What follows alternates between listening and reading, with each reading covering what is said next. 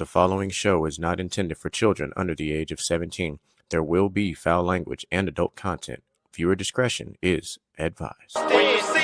When I'm in my zone, I feel like I'm alone. I feel like I'm unknown to the world that's full of clones. My originality's focused on principalities broken. I'm loaning my heart and soul to the game that's scared to pay it back. And failure is a motherfucker. The strength to go on and believing in another sucker who don't see the vision in you. So you gotta work harder times two. Gotta make it do what it do. With the limited sources you have, your dream is still a fine motivation in you and inspire the world to do what you can. If you love it, then fuck it, get through it. Yeah. Mumble mentality activated. I waited for so long. Get burdens out, outweighed. When you see me in my zone. Okay. I had a normal intro, and then I looked at my work phone. And did y'all get this public safety alert? Yeah, I got that like about an hour ago if we're talking about the same thing. I gotta read this shit. This shit diabolical. So there's this guy. His name is Benjamin Song. This motherfucker is wanted for involvement in serious injury of a law enforcement officer. Song is a 32-year-old. He's a 32-year-old. Yo, Asian man. But here's the fucking kicker. It says, call the Federal Bureau of Investigation tip line. Motherfucker, I can't even call regular 911. You want me to call the FBI, which tells me, hey, brother, that's some next level shit going on. If it the sounds FBI like is whatever that man did, he got five stars wanted level. Like I'm telling you, that boy fucked up on GTA 3. You had to steal like a F-16 off the military base to get a fucking 5-star rating in fucking GTA. Brother, whatever he did to that officer, it must have been an undercover FBI agent or something, because the FBI looking for the three. When the three letters is on your head, you good as gone. You don't want no alphabet like, agency listen, man, looking at you. Texas is big, but Texas ain't that goddamn big. Not when they looking for you. Texas get real small when the FBI looking for you. No, when the Texas Rangers come looking for you.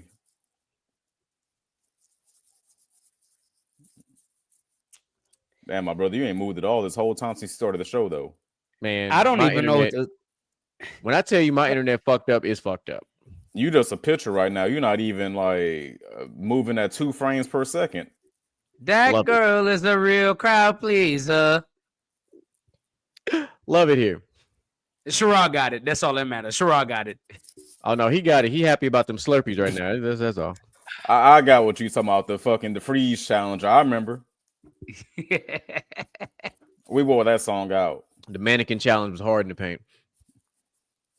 That's crazy. You know what's crazy about the mannequin challenge? GQ will tell you. Me, CJ, and GQ started that shit so long ago before the mannequin challenge. We called it having a statue moment where you would just freeze. And then a couple of years later, like about 4 years later, it was like, mannequin challenge. And I was like, nigga, we've been doing this shit. This is crazy.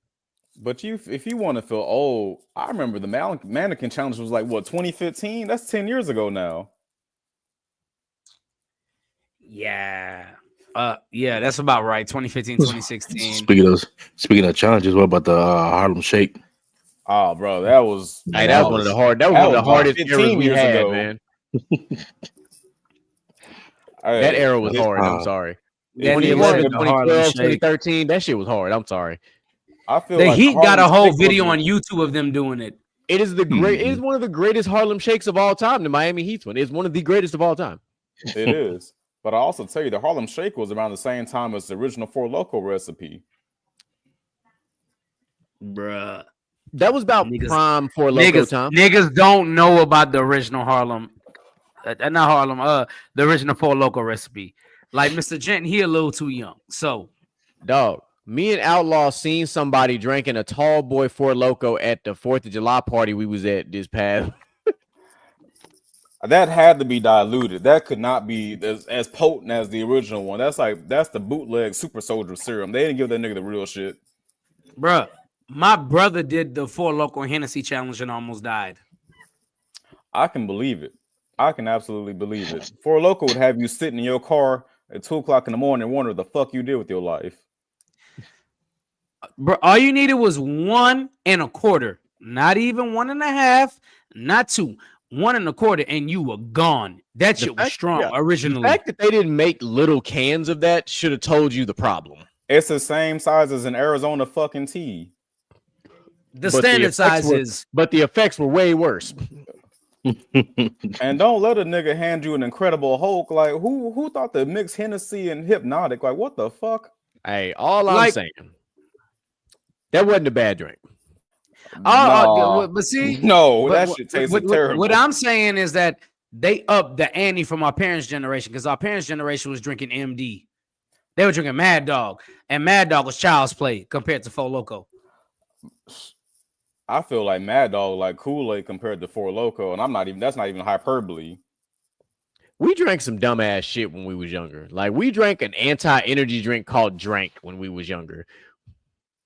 We drank whatever we can get our fucking hands on. Now kids these days are smoking. I forgot all about Drink. That's crazy. I used to sell that shit. I'm like, oh fuck, we actually drank that shit. That we drank the blue bottle, balls. I got this drink in my cup. We all like when you go to them obscure ass stores in the Baytown Mall, they had that drink that was called Some Pussy. Yup, I remember that. What the fuck was we on? I am telling you, these 90s kids, we was just drinking whatever we could get our hands on. I mean, we also was wearing light up LED belts with our names and shit on it. Wasn't shit wrong with that. That was brand new and it was fire. Wallet chains. Fuck this internet. You might just have to just go ahead and just take the picture off, bro. Just turn the camera off. On some Kendrick shit. Turn the TV off. Basically. But like the worst thing we had was literally them see-through forces. That was the worst thing we had. That's when you really think about it. Shit. When you really think about it, like when your feet sweat, I'm like, hold on, why you got steam marks in your shoes? See-through forces was the dumbest shit even back then, because people on here gonna be like, you call it dumb now. What about back then? Well, back then I thought it was stupid too. I didn't own a pair of them motherfuckers because I thought they looked dumb. I didn't want you to see my socks. Same thing with babes. You know what? Look, people ain't want you to see them socks. Niggas is out here making their own ankle socks out of tube socks. Y'all know what I'm talking about. I gotta say, like, out of all the shit that we wore, like, Bape was fucking trash. It's always been trash. Fubu was straight. Rockaware, shit. Hey, Fat Farm was that shit. Fat Farm was that shit, yeah. Rockaware was average because it was nothing but a bunch of tall tees and then some fire jeans. But when your mama got her taxes, that's all she could afford. So you just wore that shit. No, we was rocking fuck out of. Hey, we was rocking Fubu like a motherfucker. Hey, I had me some platinum Fubu. What up, Nick? What's going on? Hey, we rock Sean John too now. Hey, don't forget about John. Rhino. Wait. Sean John was fire though. I know, I'm saying that, but we can't forget that we was rocking that though. Yeah, Sean John had the best zippers and hoodies and shit. Rhino had some nice shit too. Hey, Ryan Echo. Hey. Oh yeah, Echo was my shit. But you had to have money though for Echo. Echo was kind of high end back then. Echo had the best thermals. If you had the Echo thermal, you was that nigga. Echo. You remember when Ed Hardy took over the Bro, I always hated Ed Hardy. I didn't even get the hype. That shit was so stupid to me. I'm convinced that it was only hype because niggas couldn't afford it. Well, Ed Hardy was just closed. Then all of a sudden you start buying a Ford Explorer that was Ed Hardy edition. You was like, bro, what the fuck? All they did was just take a fucking tattoo aesthetic and make a whole clothing line out of it and made that shit overpriced. And now that shit sold at Ross for like $12. Christina Aguilera. Hey, that man made his bread at the time.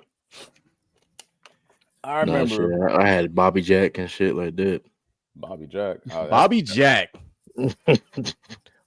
I think I might have missed that era. Hey, Michael. I think so too. Because I don't know what the fuck that is. With the monkey on the fucking clothes? Nah, bro. The only monkey I know is the jeans. Yeah, look that shit up. Yeah, y'all gonna see Bobby Jack.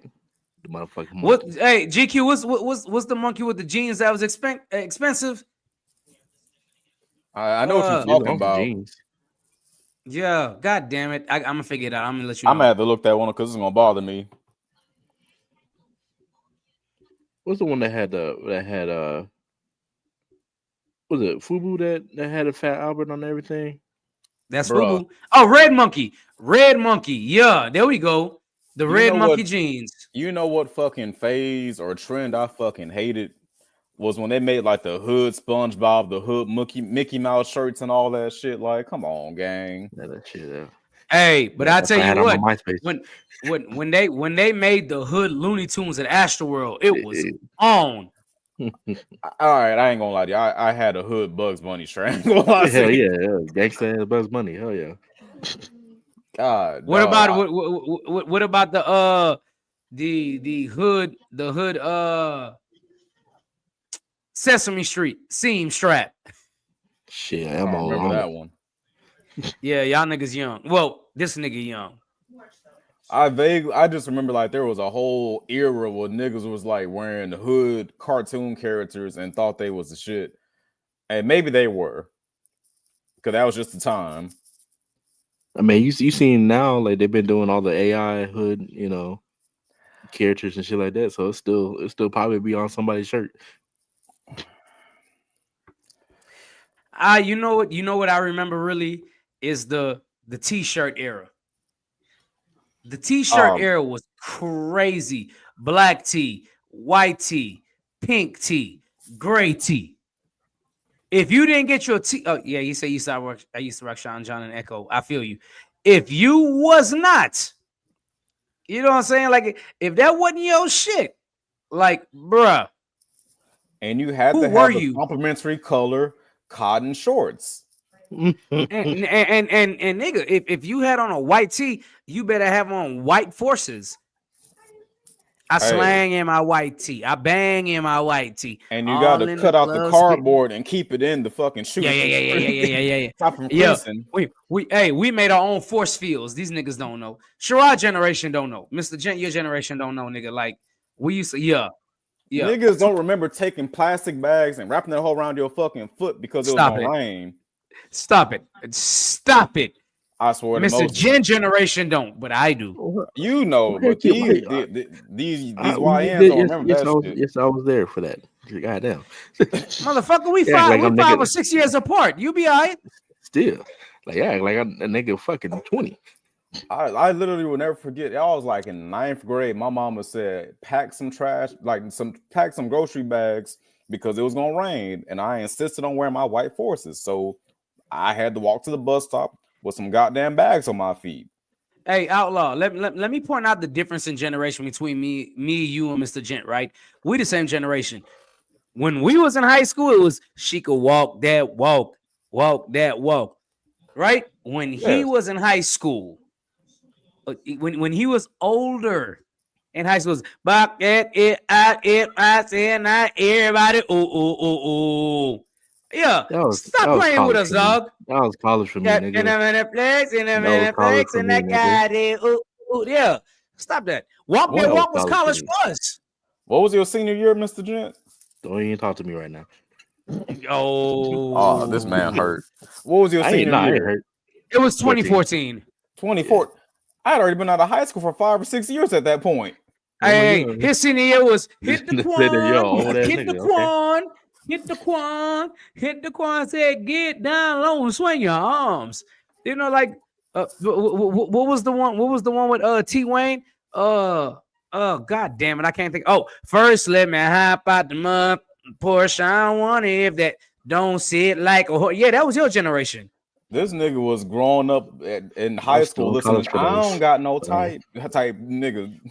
That just is the only thing that I like. Yeah, everybody wanted to be fucking Playboy Cardi and fucking Ray Shrimmered.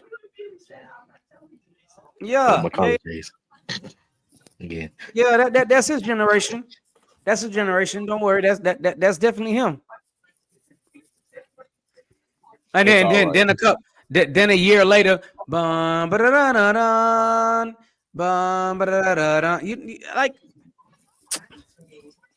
I'm trying to think. What's another iconic rap song from that era, like that defines the YNs? That's probably why they still throw it off. I got it. What's another band though? If it ain't about the money, don't be that blowing shit. me up, nigga. I ain't getting up. Yeah, Yeah, that's you one. knew- That was my you shit. knew That that. was my shit. That was my shit. Not high school, no college. Whatchamacallit though? Oh my god, I got it in my head and I just can't think of it. Fool me one time, shame on you. Fool me two, can't put the blame on you. Fool me three times, chunk the peace sign, load the chop and make it rain on you. Hey, Yeah, you that's want to it. know something? 2014 was Hot Boy. Bobby Shmurda. Come on. That's why Oh, you know what else that means? I know oh, I know what yeah. else was another song then. Ooh, loco. Hey, y'all wore that song out. Like, that's why y'all YNs don't act right. Y'all had some ignorant ass music. Why you keep calling me a YN? Like I'm not about to Because you turn are 30. YN. You almost not. YN era. I'm Like big bro. you in between YN and Big Bro. You really on the cusp. That don't make no sense to me. But all right. I mean, music wise, you barely pushing Big Bro now. You barely Big Bro. Like you mostly like Like- you an like you an your elder music- YN. Like that's what I'm saying. Like your music from when you was younger ain't even considered old school now, for the most part, from your senior year of high school. Yeah, the shit that we listened to in senior year of high It's school. That's considered old school. Yeah. You know, walk with a dip, walk with a dip, walk. Like, yeah. So yeah. Like if you play some David Banner or Kryptonite, niggas be looking at you like, how old are you? You already know, I'm Michael. I'm trying to think of some other fire ass shit that was in that era. Oh, y'all had Loyal, man. Y'all did have Loyal. I'll give you that.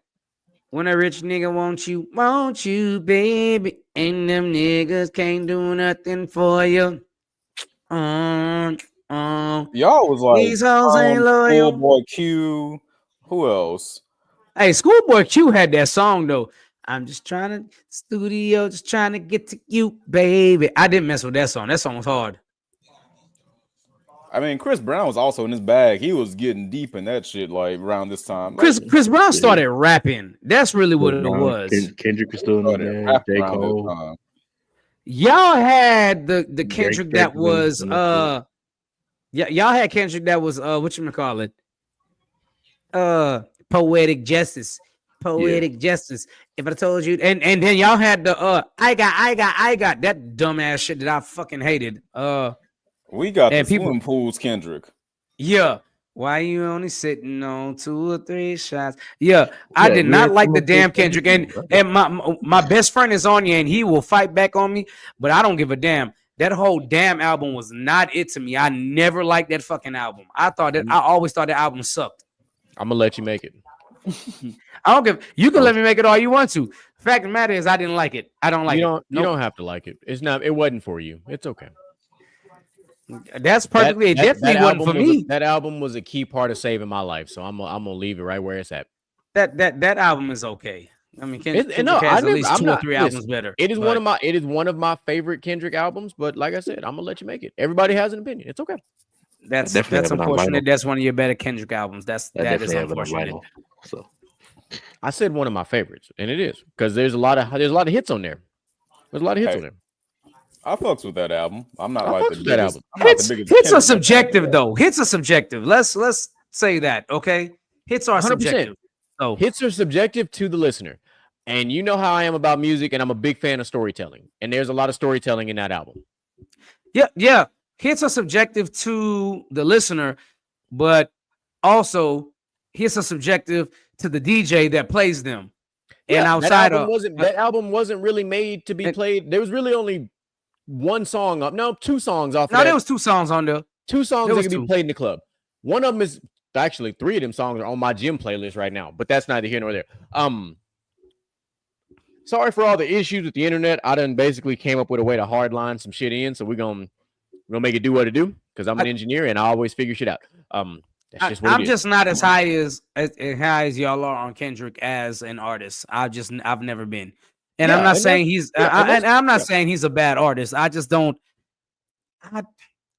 see what a lot of other people see, and most people gonna be like, "That's because you don't understand the metaphors and you don't understand." Yeah, no, I understand it. Okay, I understand it. And you and GQ will tell you he know I understand it.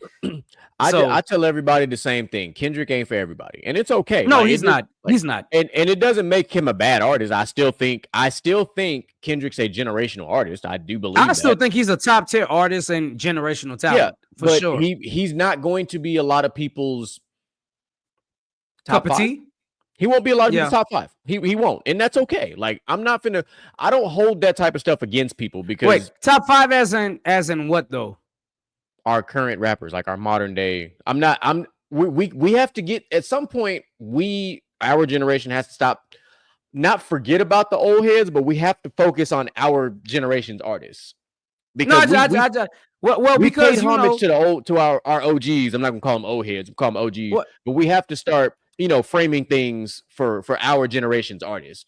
Well, I only ask. Oh my God, bruh. Oh my God. There we go. I walked back into the gauntlet being assembled. The gauntlet strong, baby. Not expecting this. Thanos went on his quest. I must have spoke too loud about Kendrick for Moo to jump in, because goddamn, he heard something in the ether. Though there was an awakening in the force. I mean, the word "damn" is strong. The word "damn" is strong. And how we doing, fellas? How we doing? Oh, fantastic! We're good. I'm good. Speaking of, we kind of having a bit of a music talk for just a moment. But speaking of music and metaphors in general, one of my favorite artists actually dropped a new album not too long ago. Tech Nine. He dropped one of the most creative songs I've ever heard, and it is called Yoda, with him and Wayne, where he literally raps like Yoda.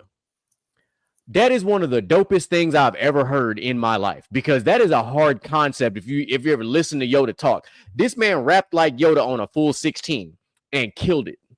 Absolutely killed it. To be completely fair, though, Yoda has some bars. Don't act Yoda like is Yoda a walking bar. Yeah, Yoda.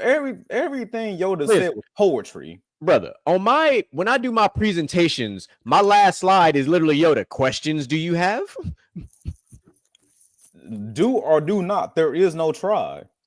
Moolah's over there looking like, "Don't wake me up when it's all over." Come on, bro, get it in. And then I will say I am finally caught up. I did watch Sinners this past weekend because it showed up on HBO Max for the free. So I did watch Sinners, and yeah, that's why I have, talking about I'll save you a room. I'll save a room for you right next to me. I got something to talk about since you done seen Sinners. So I saw 28 years later the other day, and I don't know what's going on with Hollywood. I talked to my brother about this. What do you think about it? I saw that shit too. But let me talk about what I'm gonna talk about first. With 28 years later, it's the second movie I done seen this year where a nigga eating some unwashed pussy. We did have a whole conversation about this. That he did. Yeah, he been dancing and drinking in the middle all night long. And he been on a whole quest. He been on a whole quest and everything like that. Came back. So I'm going to assume that's what Mr. Gent headline means underneath his name. No, not even. But okay. I mean, I do love that Hollywood is advocating for more young men to, learn how to eat. I mean, listen, young men doing cunnilingus is great, okay, but in Sinners, I think it was worse. I'm sorry.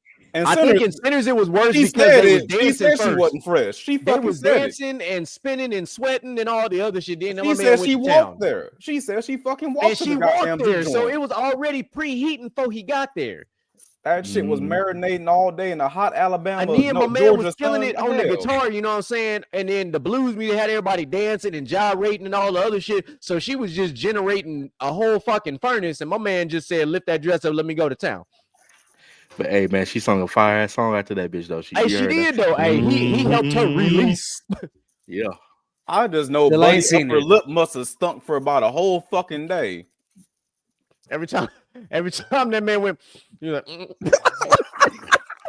don't know. I think amongst everything else that was going on, I think his lip smelling was probably least of his worries. That whole room, that whole room got right. But low key, that man did have the end. I ain't gonna spoil it for DJ Michael B, but the ending to that movie was fucking crazy. I'm glad. At the ending, the last 5 minutes, that shit was fire. Mm-hmm. Like I didn't expect that to happen like that. I'll say this Right. about Sinners. That hoe could have been labeled Blade, and niggas would have ran with it. That could have just been a fucking Blade movie, really. I mean, it really could have, but it was a really fun fact. Fun fact about that. The clothes that they were wearing in the movie, they actually got them from the Blade set. Mhm. Oh, okay. Yeah, from the Council Blade production, they just So, sold yeah. that shit. I want to, and because we're talking about Sinners and Blade, I want to advocate for something. Can Ryan Coogler just go ahead and direct and produce that movie, please? This Well, is he what pitched we've all it. He been pitched it, wanting. and Disney Like, was like, I no. need him to do it because I feel like if he don't do it, it ain't gonna work. This is I- what it just- everybody I don't- wants, I just- Disney. I just don't feel like it's gonna work if he don't do it. It had Because to be him or Jordan Peterson. Wait, I feel who like was if you it? capture the same Yeah, dark Jordan Peele. I aesthetic don't watch the Jordan Sinners Peele. had, that's Blade. Yeah. Yeah, I think it will work well for Michael B. Jordan to do it, to finally have us coming out party as a full-time producer in the movie. I can see that too. Like I think him and And Ryan have- Coogler together would be really good Right. on that. And have Ryan Coogler as an executive producer. yeah, I 'cause can see that working. he could direct. He and- directed I'll be Creed honest, 3 by himself. Like, Yeah, and it was actually right. pretty damn good. He literally Right. took it. He took it from Sylvester Stallone and said, "Let me cook," and he cooked. Because Creed 3 was actually really good. It was actually really good. was. It was- By the way, low key fire. yeah, I thought the whole story. It was because he created a redemption story, Right. and I think that's what made it so good. Is it wasn't like prime Creed. It was I'm retired. I done came out of retirement. My boy done got out of jail. My boy want the title. My boy talking shit. My boy fighting dirty like prison fight. Like that was everything about that movie was so well put together. It shouldn't have worked, but it did. Like, this is his man first Honestly, time directing it- the movie, so- and it was fire. You say it shouldn't have worked, but we've seen it before because Undisputed happened.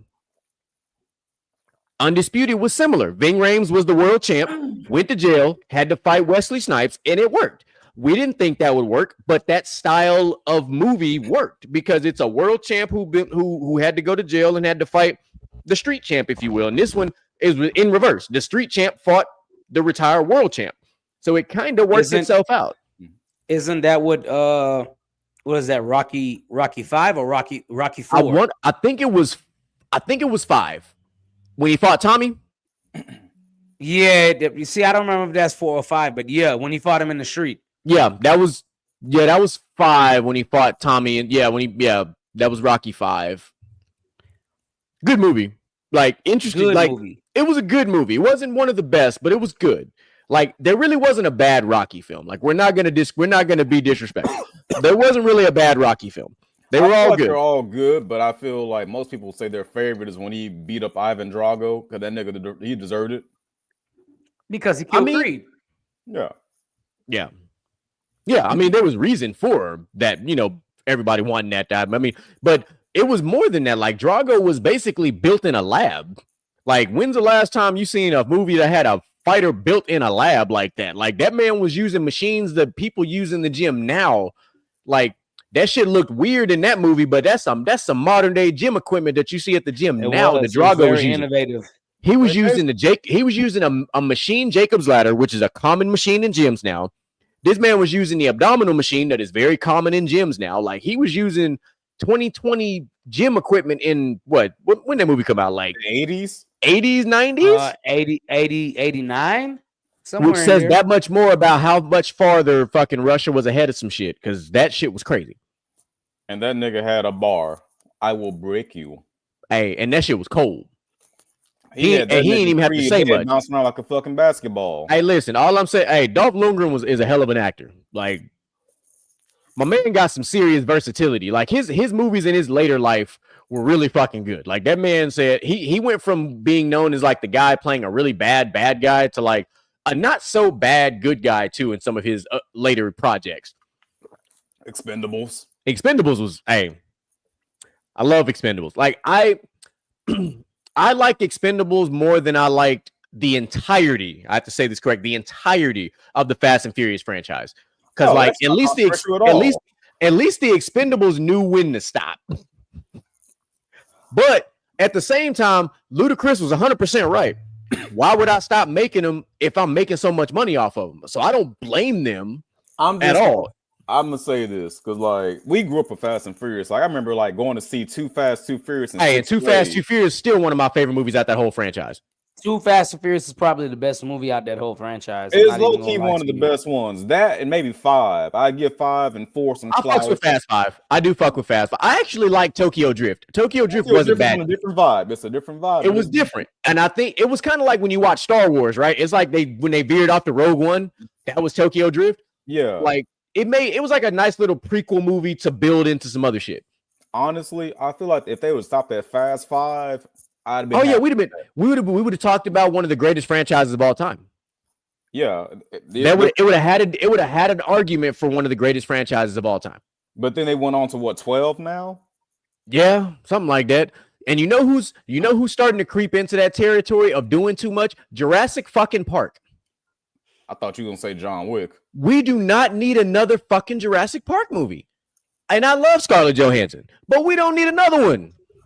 That's the crazy part, bro. I love Scarlett Johansson. I love Jurassic Park, though. The OG, but we don't need another one. I feel like they're painfully unoriginal now. Like they just ran it into the fucking ground. Yeah, because I won't be disrespectful to John Wick because at least the John Wick movies make sense. Even Ballerina makes sense. Like all of it ties in to the story. And the so I can't really be a good show. Yeah, like I can't be mad at anything that John Wick did because none of the stories ever veered off from the main story. I can be mad about something regarding John Wick. Where's the fucking game at? That I will, because you know what? Okay, I'll buy that for $1 because we have a game that was kind of like that, and it was back on Xbox. Max Payne? No, my man, I think not Dead or Alive, but my man had it was him and the dog. On Xbox One or Xbox 360? Original OG Xbox. There was a man and his dog? Yes, it was a very similar game on Xbox. And you could beat the game, and then you would go back and play the game on New York Minute mode. You know what? Actually, I'll say True Crime is kind of similar. That sounds like True Crime. True Crime was pretty... Yeah. I mean, I'm about to... Hold on. Like, because True Crime and Max Payne kind of remind me of John Wick a little bit. A little bit. Hey, that first True Crime was a hard than the motherfucker, bro. First True Crime. Dead to Rights. Dead to Rights. Okay, Dead to Rights. He had the dog, and the dog was like a weapon where you could attack, you could send that motherfucker at people. Dead to Rights is kind of how John Wick could be. Like with that type of shit. You could also throw some Max Payne type of, with the slow-mo and all the other shit. Like you really could. And low-key, you could sprinkle in some Matrix in there too, because that Matrix game was hard as fuck. Hey, what was it? Enter the Matrix, I think it was called. Yeah, because you had to fight the damn agent at the beginning, and you wasn't gonna win, and you had to survive as long as you could. And he was beating your ass, like he was like 5 hits and you was dead type shit. I remember there was a cheat code for unlimited slow mo, and that made that motherfucking game even more live. Yeah, but we do need and listen. The only way, Outlaw, you might fuck with me on this. The only way I want the John Wick game is I want Rockstar to do it. I need it on some Red Dead Redemption type level shit. Like, I need it like that. Like, I need some Red Dead Redemption 2 level fuckery going on with a John Wick game. Like, I need that. I'll buy that for $1, but I got something else for you. If not Rockstar, Insomniac. No, I was going to say the folks who made Arkham Asylum. Ooh, that was my pick. You owned something with that. Yeah, whoever that made whole game was dark. Give them John Wick. That whole game was dark. That's a good one too. I can get down with that. I think so. I think that was weird. I think that was Fox. Yeah, I think that was Weird Fox. I wouldn't be mad at that one either. I like that. See, hey, look, put us on some panels, man. We got some shit for y'all, man. But we got some shit for y'all today. I know we had a lot of issues with internet, the show not starting on time, everybody being on CP time and shit. Huh? We ain't did our intros yet. That's the beauty of this show. We 34 minutes in and ain't done a goddamn intro. So we're gonna go ahead and bring y'all back. We're gonna full circle this thing real quick. Now that we got everybody on the screen, in case you forgot who the fuck we were, allow me to reintroduce ourselves. So I am the one that they call Mr. GQ, and you best believe I'm gonna save a room for you right next to me, my man Stack. What's poppin', Mr. Gent, and I get free Slurpees every year on my birthday. Oh, Tenfold. what kind of Slurpees we talking about? Like Hey. 7-Eleven or 7-Eleven. Okay, 7-Eleven.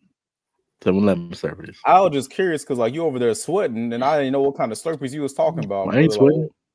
Like, boy, you glistening. He glistening from the light. Yeah.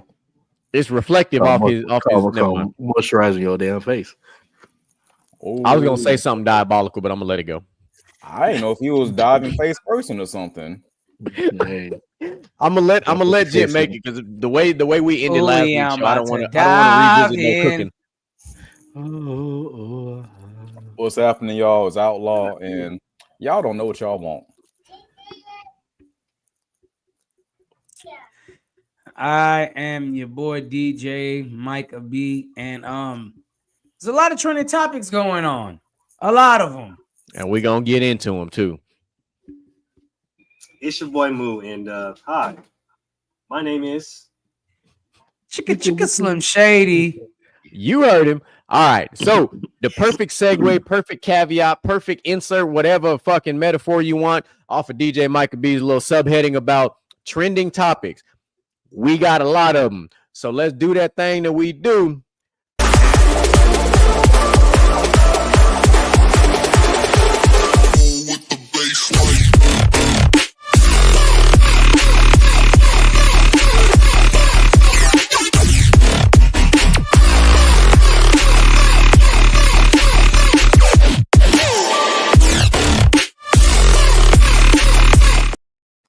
All right. Like DJ Micah B said, lots of trending topics. So let's get to the first one. And somehow we found our way back into the world of sports. So let's get into the NBA first and foremost. So some of you who are, basketball heads, you watch a lot of basketball, you know a lot of players. I'm going to bring you a name that you ain't heard in a long time. And his name is Ben McLemore. Ben McLemore, who has now been sentenced to over 8 years in prison for doing the R word. We don't like saying it out loud, so we're just going to call it what it is. So he was sentenced in Oregon for 8 years for doing the R word to a woman at a house party in 2021. So here's the breakdown. The ex-Portland Trailblazers player was sentenced to 100 months in prison by the Clackamas County Circuit Judge Michael Wiesel after he found the 32-year-old guilty of the R word, unlawful sexual penetration, and one count of sexual abuse. He was found guilty on one other count of sexual abuse, but that doesn't fucking matter. The charge involved a 21-year-old woman and stemmed from a party at a home owned by then teammate Robert Covington, another name you ain't heard in a while, in the Portland suburb of Lake Oswego. During the trial, the county prosecutors described the encounter as the R word. The defense argued it was consensual, which what else is new? That's like the most, tried and true way to do this, whether you're right or wrong. The woman testified that she was incapacitated due to alcohol and was unable to consent. McLemore said he had also been drinking, but testified that it was consensual. So he played ball at college. He was the seventh pick of the 2013 NBA draft by the Sacramento Kings. He played for Memphis, Houston, and the Lakers before his last season with the Trailblazers in 2021, 2023. And since then, he's been in Europe, China, and Turkey playing ball. And now he about to be playing with balls in prison. What was that movie? I think it was How High, where that nigga Master Squirrel was like, "He's my bitch." Was that the one with Dave Chappelle? That sounds about right. Moo would know. You think about Half Baked? Yeah, I don't know why I said How High. Oh, Half Baked is that shit. I forgot. Yep, you're right. I'm telling you, hey, Jonell, these athletes, man, I don't know. I mean, we've talked about this throughout the years on the show. Like, what's so hard about asking for consent? Like, if you can't get a steady yes, then don't do it. As simple as that. Facts. And the crazy thing is, we say that, and I don't know if y'all have seen it, but there is an absolutely phenomenal trending video out there of Trevor Noah talking about this exact scenario. Yup. Him. And so, for those who don't know, let me bring you in because I thought it was the most eloquent, perfect scenario and how every man in the world needs to handle it. So he's out on a date with this young lady. They're having a great time. They met like halfway through the drinks. Everything's good. And she's like, hey, let's go back to your place. And he's like, all right, cool. They get back to his place. And she's like, I don't really know if I should be here right now, indicating how intoxicated and whatnot she is. He's like, okay, no problem. Let me call you an Uber. And then she starts going, hey, what do you mean? Why are you going to call me an Uber? You know, we're already here. He's like, listen, no, you said you don't know if you should be here. You've been drinking a lot. I met you about midway through the drinking process. You had already been drinking a lot. This isn't the last time that we'll see each other. We'll deal with, no, we'll revisit this when we're both sober. Got her a ride, sent her off. Ladies and gentlemen, if you want a masterclass textbook way of handling business, there you go. Couldn't have handled it better. Yeah. I'm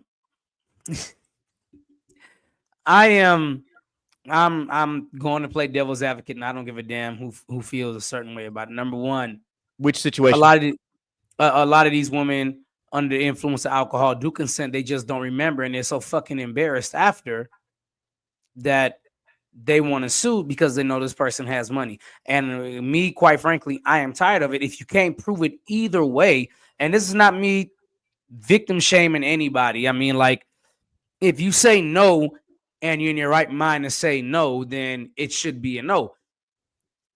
But if you drink and you can't control yourself to a certain point and you say yes and don't remember you saying yes, and then you sleep with this person, you should not be able to come back and say, no, you did not consent, because you don't even remember if you consented or not. And you don't even remember going to sleep at this person's house. And it's a disadvantage to most men, because a lot of men do drink more than women. They can handle it more than women with their alcohol. And for all we know, Ben McLemore could have done nothing wrong, and she could have consented to it because she just doesn't remember. And some people do drink alcohol and you can't tell that they're drunk. I mean, it is what it is. Some people don't slur, some people don't stumble. They'll drink, they'll carry on, and you will never know if they're drunk or not, because number one, you don't know them personally to know what they're like when they're drunk. So I'm not saying that he should be held accountable. What I'm saying is, before people even start to celebrate that he is being held accountable, what if he truly did nothing wrong because he doesn't know the girl and thought she was just okay and consented? So this is gonna be fun. So to play devil's advocate to your devil's advocate, if y'all are both drinking and shit's kind of crazy, why, as the potential accusee, the male in this scenario, why can't you be like, you know what, let me not gamble with what could cost me some shit and just not do it, not go through with it? If y'all have both been drinking, we know how it feels to be drunk and fucked up, male or female, don't matter who drinks the most or the least or any of the above. Why not in that? And I know it's hard. Okay, let's not be dumb about this. Like, males, when we drink, sometimes all we thinking about is, Kevin Gates made a song about it, thank you with my dick. Sometimes that's exactly what the fuck goes on, and everything else is kind of irrelevant. So we don't think rationally when we're like, oh man, I got a chance to, you know what I'm saying, bust me off one real quick. And then you don't think about, hey man, there could be some repercussions in this scenario. And what are the repercussions? She's drunk, you're drunk, she has a bad memory, you have a good memory. She remembers, but kind of like what Micah said, now she's embarrassed and it becomes a whole thing. And now you got 100 months in jail and you about to play with balls for 100 months. Like, there at some point, two things have to happen. Men got to be more rational and use common sense, because you've got to protect yourself at some point. And in these scenarios, like the days of going out to the club or wherever, the bar, whatever the situation might be, and picking up like drunk people in general, male or female, it's just not a smart move. You're asking for trouble in one way, shape, form, or fashion. Whether you're the sober-ish male going after the drunk female, or you're the sober-ish female going after the drunk male, neither of those scenarios is good. It's much easier to go to a restaurant, see somebody, No, hey, you want to go get some drinks elsewhere? You know, like we have to be responsible adults at some point. Like, we're not talking about 2 college level people. We're talking about Ben McLemore at this time was a grown ass man in this scenario. And the victim in question was 21, which means she was at least of legal drinking age. I don't remember exactly how old Ben McLemore was at this time, but he was definitely older than 21 because he was drafted in 2013. He had to be at least 27. If I did my math real quick just now, he had to be at least 27, 28, potentially. So at some point, you got to stop thinking with your dick and use your other head. Okay, but allow me to play devil's advocate to you playing to my devil's advocate to me not playing to your devil's advocate. Let's stack them up.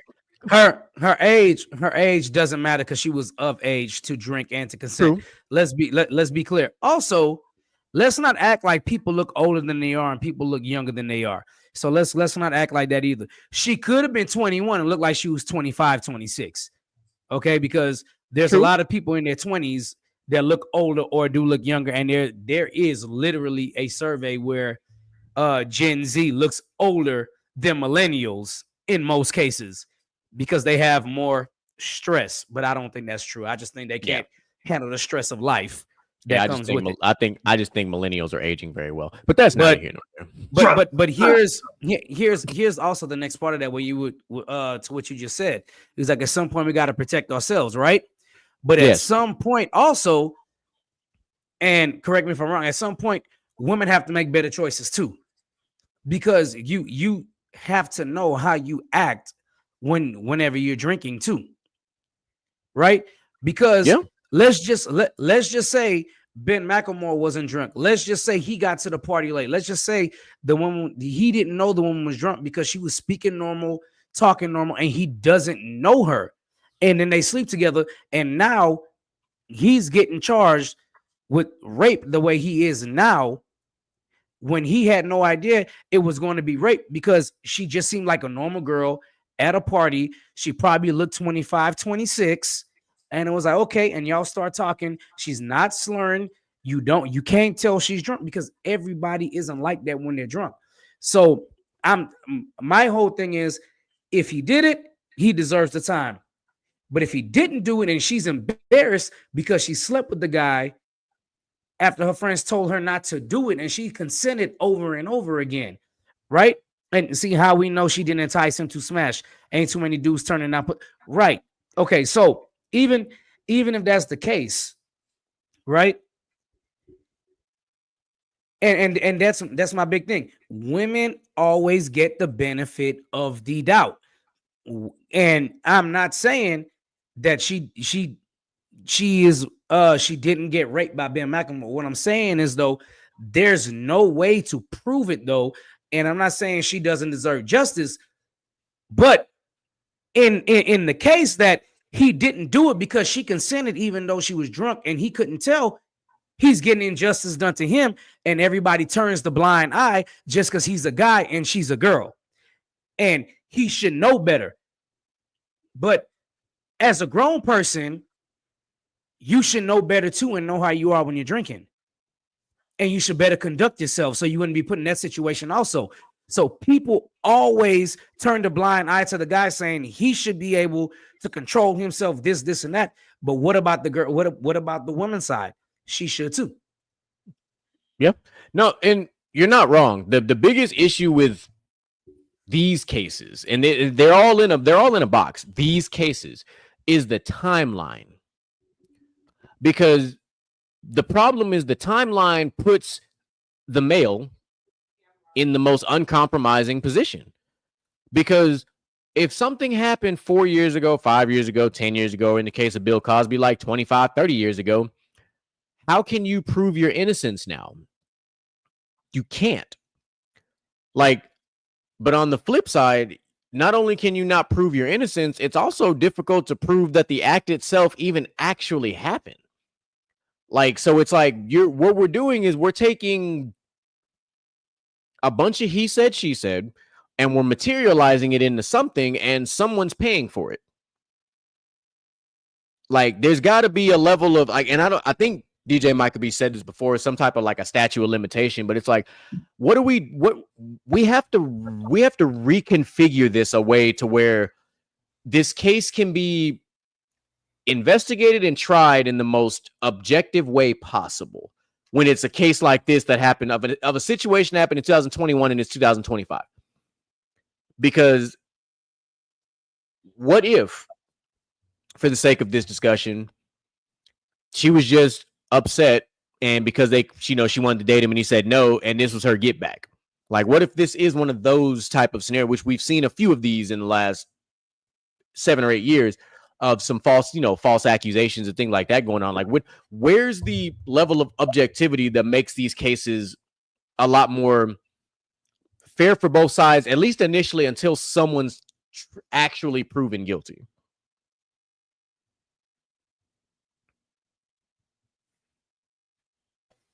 The quote, you like you want to spit. I'm not trying to make a joke, but to quote the famous Bill Clinton, I'm going to say this again. I did not have sexual relations with that woman. Look, man. Hey, all I got to say is I've had a rule, bro. Like, going to college, experiencing college parties, even after college, dog. Like, I got a rule. You know what I mean? If she don't want to do it sober, don't do it drunk. Period. Like, if you chilling at a party and you know you got some drinks in you, and you know shawty that you feeling got some drinks in her, that's cool, but that's all it is. It's cool. That's as far as it's gonna go right there. Like, at the end of the day, bro, like what GQ said, like, we got to start being more disciplined. It gets to a point, bro, like, y'all be dangerously horny, bro. Like, I really don't understand that. Like, especially with a nigga who got money. You feel me? Like, bro, you got enough. My brother, you were a top 7 pick in the NBA draft. Your first contract, you had bread. You got a nice chunk of signing bonus, big dog. You can go buy some shit real quick. You can go attribute to a small business. That's all I'm saying. You feel me? You ain't got to take it by force. You ain't got to walk in the motherfucking get to pickpocket and shit, bro. You can go take your funds and go attribute to a small thriving business, and they'll help you out with some shit. You know what I mean? But he's not wrong. This lack of self-control, this dangerously horny trend, I don't get it. Like, even I'm telling you, if there's even alcohol involved, hey, shawty doo-wop, it's nice to meet you. Lovely talking to you. Have a great night. If you want to exchange numbers, social media, we can do that. But this is as far as it goes because alcohol is involved, right? I'm not a nigga who drink. I rarely drink. I probably drink maybe once, twice a year. Okay, but if alcohol is involved, y'all got to start being real, responsible, mature adults and be like, hey, yo, think about, like GQ said, your future, right? Because we understand bitches be lying. Okay, at the same time, bitches be lying. We know that alcohol can be a dangerous tool in the counts of partying. So understanding that and understanding how bitches be lying and understanding how a lot of these hoes is opportunistic. Think about yourself. Think about your future. Think about your bag. Think about your freedom. And be like, yeah, no, I'm cool. You feel me? No, it's all good. I don't care how much she throw it at you. The perfect pitch can be perfect every single time. You better look that motherfucker by. Yep. Hey, I got 4 motherfucking balls. I'm to the first base. Peace. I'm going to see you later. When I get home, I'm going to call you. That's it and that's all. It's too dangerous out here, and it's been too dangerous. We've seen example after example after example after example of this shit coming back to bite you niggas in the ass. So at the end of the day, why not just cut the line right there? And if she rocking with you in the morning, I always tell bitches, if you feel the same way in the morning, get at me. If not, listen, don't hit me. low key, some of the best situationships are the ones that happen during the day, like that lunchtime fix. Like, I'm like that. Hey, you know what? Y'all talking about? Hey, you feel me? That post lunch crash out. Nah, you wide awake like you done went to Starbucks or something. Like you done got that espresso in your life. You know what? I respect everything y'all saying. Right? I'm gonna let you cook, Outlaw GQ. You know firsthand that activity after a workout. Come on, bro. Boy. Come on, bro. Boy. What you mean? Yeah. Nah, you want to talk about being temporarily Super Saiyan? What? What? God mode. And then you get that PNC afterwards. Come on. Whoa. Come on. That's diabolical. And then I'm about to be the most productive motherfucker on the planet at work after that. Come on, man. The promotion. I'm about to do the same job that they put 5 of y'all on. I'm about to do that shit by my damn self. I said y'all need copies. All right, I got y'all. Anybody else need copies? I'm making a copy run. What? Top of the line. You know what? So I'm gonna go ahead. Moo, you was cooking, bro. But I'm gonna add to it. I'm gonna say some really raw shit. Fellas, y'all do be overly horny. So to combat that, beat your meat before you go out. I'm not fucking lying to you. Just before you go out to the club or the party or whatever, just go ahead and beat your meat before you get there. That'll clip a lot of that dumbassery floating around. I'm not buying that. I'm not buying that. I am not buying that because you sitting here, fellas, y'all do be overly horny. But what about the women laying down inside their bathtubs, putting the faucet on themselves? Okay, so no, I'm not buying that shit. That's true too. Two things can be true at the same time. Two things can 100% be true. Every single day I get on Facebook, I see another woman talking about, I done use my rose. I done use this. I see it all the time. But we talking about the niggas. With the females can be different. Such I'm talking about for the niggas. We cannot control what the other gender does. We can only speak from the experience of having a pee. Okay. And listen, women. My first point. You know this very well, DJ Michael B. You might not have had a lot of girlfriends, but you done been in some things.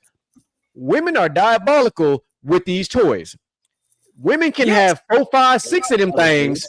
Men cannot have 4, 5, 6 of them things before they go out. They're going out. After number 2, you're going to sleep. That's my point right there, though. You know, that's part of the point. But more importantly, you just can't sit there and say, fellas, do this because of this. No, you can't. You can't sit there and blame it because this dude was this and you can't. He's not blaming. He's putting a preventative measure in place. That's all. Because for a lot of dudes, who don't get a lot of cheeks, trying to get it up after that first one is hard to do. Okay, because you ain't got the strength for it. You ain't been there before. You know what I mean? If you're not one of them looking, that's fine. If you don't get them 2 a.m. text on the regular, you're not a professional at getting that thing up. Let's just be real. Michael, let me finish, bro, because let me finish. That's perfectly fine. I just simmered the onions and the garlic. I mean, let me finish cooking. I'm gonna make a whole fucking eloquent point. Put the Holy Trinity in there. Yeah, some garlic, some fucking celery. Yeah, let me finish. I'm saying, fellas, before you go out, beat your meat so that when you go out, your intentions is just to have a good time, not to try to fuck something. If you meet somebody, be like, hey, look, I like you. We can have brunch in the morning, but we're not going nowhere else today. Like, I'm going back home at the end of the night. If she feeling you in the morning, you're going to feel her later, like Moose saying. That's all it is. I mean, Drake did make a whole song about it. He's talking about hitting it in the morning, so. My only problem is you making it, the way you're saying it, is making it seem like it's only coming from the fellas. It comes from the ladies too. The ladies. But here, my thing is, Micah, we can't control what they do. You can hey, Mike, it just control what you can control. Not a single one of us on this panel got a vagina, so we can only speak from our own foxhole here. You can't get caught up for rape charges. But GQ, fuck nobody. No. Hold on. I'm not gonna let your ass slip away because you think you slick. Talking about not one of us, this, and that. No. Don't even sit there and try that because never mind. You know what? All right, go ahead. No. Go ahead. This is a right ahead. You know, damn, y'all sitting there talking about just wait till the morning, this, and that. Women be on the prowl too and can't wait till the morning too. But you're gonna blame the fellas for doing it. But women be prowling on men too. Women rape men too. When men say no when they're drunk, we don't get the same level of shit either. So no, we're not gonna do this. You're not wrong. Here's the difference in those two scenarios. If we as a male in a public setting, let's start there. In a public setting, say no. How often have you seen a woman physically drag a dude out the club, throw him in the backseat of a car, and drive off? You really don't. I've seen it before. Not as often as you see it the other way around, though. I've never seen it the other way around. I've never seen a female drag a dude out the club. I've never seen that. I'm not saying she dragged them out the club, but I've seen females take advantage of dudes when they are drunk. We have 100%. There's some dumb, we have a friend, ignorant ass dudes out there that can't control their liquor. Hey, we had a friend that happened to. We got a friend, brother. We got three. We got three of them that can't control their liquor. Okay. So I'm just saying, you but they got us. Give the benefit. You can't give the benefit of the doubt to one side of this because it happened both ways. But the problem is, it's just we trying to tell niggas how to protect themselves. But the problem is when women do it and somebody claims rape, men get made fun of for it. Like, oh man, there wasn't no rape. You wanted to do it. Shut your ass up. This, and that. No, we got to start looking at it both ways too. But that's what we're talking about. Like two things can be true at the same time. Yeah, 4 + 4 is 8, and fucking 6 + 2 is also 8. You can get the same fucking conclusion. So what I'm saying right now is if 4 + 4 is 8 and 6 + 2 is 8 and this and that, when we go back to look at Ben McLemore and this girl, why is she not getting the same treatment that men would get for getting raped? Why is that not a thing? I'll give you one key reason why, and we talk about it on many episodes. Court of public opinion. God damn the court of public opinion. I'm talking to y'all. I know, but we're asking the question, but it's the point. You said, why can't we flip the script? Wait. I'm talking about y'all on here. I'm not talking about what they ruled in court. I'm talking to y'all on here. That's the point of devil's advocate, because we're discussing this.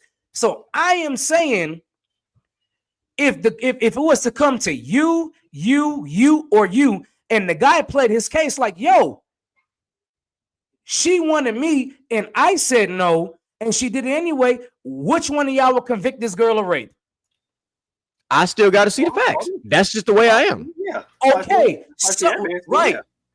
Right. Y'all still got to see the facts. But when it's the other, I'm not saying specifically y'all, but when it's the other way around and a woman says, this guy raped me, literally right after, it doesn't matter if the court of public opinion, it doesn't matter if it's the court, it doesn't matter if it's the cops. The minute a woman says she's raped, even though she consented to doing it, and it's blown up. It's like, oh, he raped her right off the rip. Nobody believes the guy. But if a guy comes and says, I told this girl no, I was fucked up, and she slept with me even though I consented no, everybody gonna be like, nigga, that's what you wanted to do.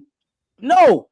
And that's what I'm saying. Like, at the end of the day now, it's crazy because we give the benefit of the doubt to one side all the time. What if Ben McLemore didn't do this shit and the girl consented and said it was okay, but she was drunk and he didn't know she was drunk, and now he's sleeping with this girl and she wakes up and was like, oh my God, I slept with this nigga and I told him no, but she doesn't remember. She blacked out, doesn't remember saying yes, and now this dude is doing time and y'all saying, well, he should have took better care of himself. Well, maybe he didn't know she was drunk. Maybe she didn't sound drunk. Maybe she wasn't. Like, that's my whole point. It's like you give the benefit of the doubt to the women automatically because of what other men have done in the past. But you can't do that in the court. The whole point of the court of law is to be unbiased and to figure out what happened. The problem is the problem is what you said literally ties into what I just said.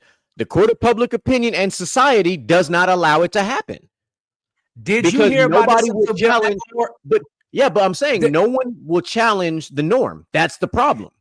But did you hear about this until Ben McLemore got convicted? Say again?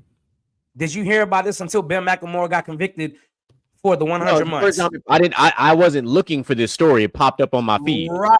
So the court of public opinion doesn't matter in this case because a lot of people didn't know about it until he got convicted. Hell, I didn't know this was a thing until he got convicted because it wasn't a publicized thing. So the court of public opinion is ruled out right now because he's not a star. He's not a superstar. Nobody was looking for it. What he is a guy that played in the NBA and is a millionaire, and he's another guy that was a millionaire being accused of raping a woman who is not on his status level.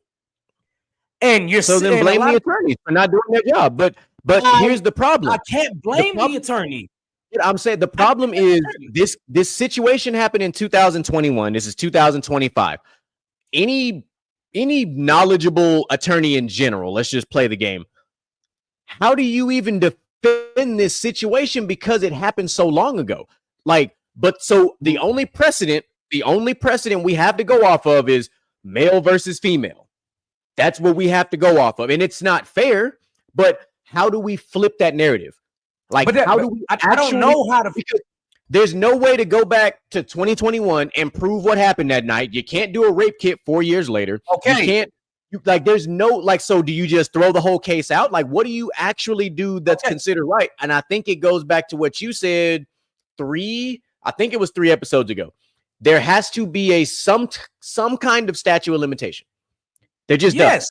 I think that's the only way to justifiably, objectively be fair in these scenarios. But here's the problem with statute of limitations also, right? What if Ben McLemore admits to sleeping with the girl because she consented it, and the girl goes and goes like, well, I was drunk. And they're like, well, since she was drunk, it shouldn't count as consent. And he should have known she was drunk. No, he shouldn't know she was drunk. But time and time and time again, you see it. Right, John L. And that's my point. I'm not saying people don't rape women, but what I'm saying is there's also been a lot of convictions that probably shouldn't have went through with a lot of people in the NBA or whatever that make money, or just your regular average man that make $100,000 a year, right? Let's just say somebody make $100,000 a year. It doesn't matter what they do. And a lot of convictions have went through just because the woman said she got raped. It was like, hey, she got raped. And there's a lot of guys that's locked up in jail for that, and they're innocent of rape when this person consented, but they woke up after and they don't remember doing it. And they're like, oh, he raped me because I never gave consent, but you don't remember giving consent. And you're not going to court and saying you don't remember giving consent either. And this is not a slight on people that have been raped. This is a slight. No, but it goes back to it goes back to what we just talked about. How do you prove either way? At that but point, the women get the benefit of the doubt 75 to 80% of the time, and men can't do nothing about it. So the fact that Ben McLemore is going to jail and nobody knows the true story and can't prove him being guilty, but he's still going to jail, is the fucked up part. And that's my whole point on this side. I'm not saying that Ben McLemore didn't do it. I am saying because the girl said he did it and he went into court, they're taking the girl's side automatically, and he's fighting a never-ending uphill battle. He's just gonna go to jail, and he might serve time for doing something that he's accused of that he didn't do. And that is fucked up. 4.5 years is fucked up.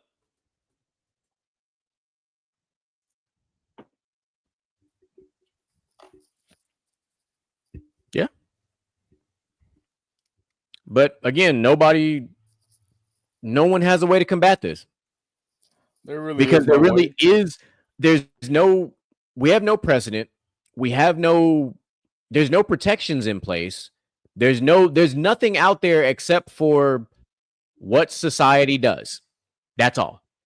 That's the only thing. And it sucks. It 100% sucks. It's another one of those things that we have to deal with it, because we've allowed it to happen like this for so long and nobody ever wants to challenge it. But it sucks because there's really no way to do it. Exactly. There's no way to prove it. You can't all of a sudden inspect her and look for DNA 4 years later because it's just not going to be there. Sorry. She's probably had things happen since then. So anyway, great conversation. We're going to move on to the next professional athlete doing dumb shit. Because despite how we feel about that case. Something dumb happened. But this one involves our favorite team to talk shit about, the Dallas Cowboys. Oh, Cavante Turpin. Bring that ass to the front, my boy.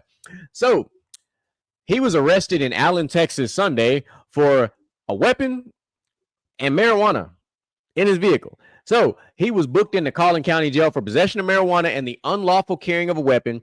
2 misdemeanors, the record showing his bond was listed at $500. Okay, let me break this down real simple. Cavante Turpin, you came out of the UFL/XFL/AAF back in the day, made your way to an NFL roster, and became basically a special team sensation. Secured damn near a generational bag, and you found a way to fumble the damn ball. Like, I understand what you're saying, Jonell. A little weed and a gun ain't nothing in Texas. It don't matter. Until weed is legal, it's illegal. And when you're a high-profile individual, you can't do this kind of shit. Listen, I will tell you this, and I will peel the curtain back for you. In Texas, you don't even have to have your license to carry anymore to carry a weapon. Guess what the fuck's in my wallet right now? A license to carry. Because I'm not taking any fucking chances. I don't believe in that. I don't believe in letting things happen or leave anything up to chance. You're going to have to I'm going to have to do something legitimately illegal. I have a license to carry because I like to carry fucking weapons in my vehicle to protect me and my family. You not finna catch me on some dumb shit. If I know I'm going out to go drink, my weapon is not in the vehicle because it's a felony to drink and have a weapon in your vehicle. I already know this, so I don't do it because I know my laws in my own state. So you live here, you live in any state that you wherever you at, you have to know your laws. But at the same time, even if you live somewhere and know your laws, guess what? Even if it was legal in Texas and you work for a corporation that says, well, we still going drug test and you still can't do it. Guess what the fuck you can't do? That. Because me and Outlaw know this very well because who we work for. It could be 100% legal in Texas. Guess what the fuck me and him can't do? That. Oh, absolutely. Like, even if they ever legalize it in Texas, which may actually happen, there's possibility. I can't openly do that shit. I damn sure can't. Hell no. Now, when I retire, shit. Can't tell me nothing when I retire. But while I'm still employed, gainfully, making really good money, oh yeah, I'm cool. It ain't worth it. Sorry. Now, owning a gun is a whole different ballgame. Fuck all that. We in Texas. We gonna do that.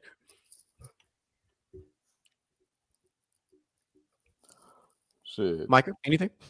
Nobody else gonna say nothing about this. I mean, I feel like we kind of already reiterated many times about these dumbass millionaires. That's what I'm saying. Like, I'm surprised he didn't drop dumbass millionaires, but okay. Because I wanted to, but it just so it fell in line with the trending topic. And it's the unfortunate side of this sort of kind of is that he is 28. True. So you really ain't got that much longer of a runway in the NFL at 28 years old, no matter what position you played. Like, I'm sorry. And when you're a special teamer, you're paid to get hit. So he got possession of a firearm. Was it illegal? I just want to make sure. It was possession. It was unlawful possession of a weapon and marijuana. My question is, what made it unlawful possession? For you to have unlawful possession of a firearm in Texas, you had to do some crazy shit. So So here's the thing: unlawful possession means because he got caught with weed, that's what made it unlawful possession. Boom. Which is why I said what I said earlier. When you go out to drink, if you get pulled over and you're drunk and you have a weapon in your vehicle, guess what you are now? You have a DWI and unlawful possession of a weapon, because you know the law is when you are not of sound mind, you are not supposed to carry a weapon. That's what it says. Yeah, I get it. You don't have to like it, but it's the fact. I get it. I get it. Okay. See, I was lost on why it was unlawful possession, but then you said why it was unlawful possession. I'm gonna be 100 with y'all. Moo, I think you'll agree with this. I've never heard of a nigga going to smoke weed and then shoot up somebody. I'm sorry. And I'm you know, my role here tonight obviously is devil's advocate, because I ain't never heard of a nigga smoking weed talking about, you know what, I'm gonna go rob a bank, or you know what, this nigga pissed me off, I'm gonna go shoot him up after they're high. Niggas, The only thing you shooting when you high is on fucking Call of Duty. People, that's what I'm saying. Like, people get high and just stay at home, dog. This is not somebody that was drinking alcohol and got mad and aggravated after, or went out somewhere and somebody pissed them off, because we already know how that goes. I mean, like, facts show that more than likely when people get high, they just get high. And well, obviously, Turpin didn't stay at home because he was by operating a motor vehicle. Hold on. How you know? Wait. You're saying obviously he didn't get high and stay at home. How you know he was already at home? Maybe he wasn't home. You see, this is where assuming goes into place. No, all right. It's in the article. He was pulled over in Allen County. He was right. Operating a motor vehicle. You said he got high and then left home. I didn't say that. You said that. No, you just said he was at home. And I was like, no, you don't know that. He could be out on the road doing something, and he just smoked some weed, this and that, and he had the gun in the car or whatever. But nonetheless, none of that matters. Look, I don't take weed as this big thing as everybody else does. Now, granted, if you're driving and you're under the influence of weed, then yes. But I don't think it... I don't see somebody getting high and then going to rob a store or shooting some shit up. I mean, like Cat Williams told y'all a long time ago, we put fuck it in your system. You know, fuck them goddamn lights. I got 12 candles I've been waiting to burn in this bitch and all that. Look, I've never heard somebody getting high and they're going shooting up a store. It doesn't matter. The law is the law for a reason. The same law is the law. Pulled over for speeding. We don't like it. We still do it. So, okay, so if the law is a law for a reason, and you're speeding and things like that, I'm just saying those two things probably shouldn't be connected. It probably shouldn't. That's what that's my thing, because it's connected. I don't think weed. I don't think weed and alcohol. Yeah, I've never thought weed and alcohol should be on the same level in the terms of getting punished in law. I never have. So I do because it's a choice to get behind the wheel of a vehicle with not of sound mind. That's why. Right. But I'm talking about also I'm talking about in terms of if it's illegal to operate a firearm, whether you're high or you're drunk. That's where I'm going. Not as in like it should be illegal to operate a vehicle whether you're under the influence of alcohol or weed. Well, here's the thing. You can say that, but if you've ever seen somebody who's under the influence, whether it's alcohol or drugs, shoot a weapon, civilians get hurt because you're not of sound mind. So I completely look, you can say this, but I'm telling you as a responsible gun owner, not of sound mind, carrying something that can take lives is wrong. Point blank, period. Because I've seen, you might say, oh, people stay home. You know what else I've seen when people are high as fuck? They go outside with the AK and shoot that bitch in the air. You know what happens when a bullet goes up? It comes down. So no, I'm not going to buy that. That is a dangerous situation. And Cavante Turpin is in Texas. It is a big fucking state. And even if you in the hill country and you fire that bitch off to the right, you might hit a motherfucker that live in a couple acre or so away, and you might go to jail for murder at that point. I was high and I just shot a weapon. Yeah, you were under the influence. You were not of sound. I've never heard nobody shooting a weapon blaming that they was high though. From things that I've literally seen with my own two eyes. I'm not telling you you're wrong. I'm saying I have never heard anybody say I was high, that's why I shot the weapon. No, but I have heard, right. but I have heard I was drunk and didn't realize what was going on, and I have shot the weapon. Okay, so like I've never heard anybody say, "Oh, I was high and didn't know what was going on, and I shot the weapon." But on the flip side, your normal standard, I guess we'll call them weed heads, who smoke all the time. They know they're kind of like an alcoholic. It sounds fucked up. Kind of know their limits. But what happens if you catch somebody that's 22? So what if you catch somebody that smoked for the first time and they don't really like it, or they took an edible for the first time? First of all, okay, let's get this straight. I've never heard anybody that smoked weed for the first time and went and shot up anything. And that's a fact. Listen, let me get my point out before you just shoot all the holes in it. Because it's not just the gun thing. There's more levels to what I'm trying to say. If you catch somebody who took an edible for the first time and they decide to go out there and operate a vehicle and not know what's about to happen, and all of a sudden they fall asleep at the wheel, they veer off. There's so many things that can happen. Not everybody reacts to weed the same way. I didn't say nothing about driving though. No, but this story. I am saying the story is relevant because he was pulled over while being high. That's why it's relevant. Okay, no. I'm not saying he shouldn't be charged for not operating a vehicle being high. I never disputed that fact. I said when him being high and him having a weapon, that shouldn't correlate. I'm not saying it does correlate. Him being high and driving a vehicle correlates with him being drunk and driving a vehicle. Him being high, and if he'd have been drunk and got pulled over and had a weapon, they would have added unlawful possession of a weapon. Right. But I'm also saying people are known to be irrational when they are drunk. People aren't really known to be irrational when they're high. Just because they're not known doesn't mean it doesn't happen. I'm not. I mean, look, because there are a lot of people who are drunk than they do sober. I am talking about strictly weed. Tell me the last time you had a nigga get pulled over for being high and they pulled a gun and went crazy in the past 15 years. I mean, I actually, it's funny you brought that. Me and my wife was just watching 911 calls yesterday on Hulu, and there was quite a few of them. So I actually watched a bunch of them. I said pull a gun and used it. So I'm literally telling you what we just watched yesterday. You said no. I need facts. What? Not facts? Just you just asked you said question, when is the last time I saw this happen?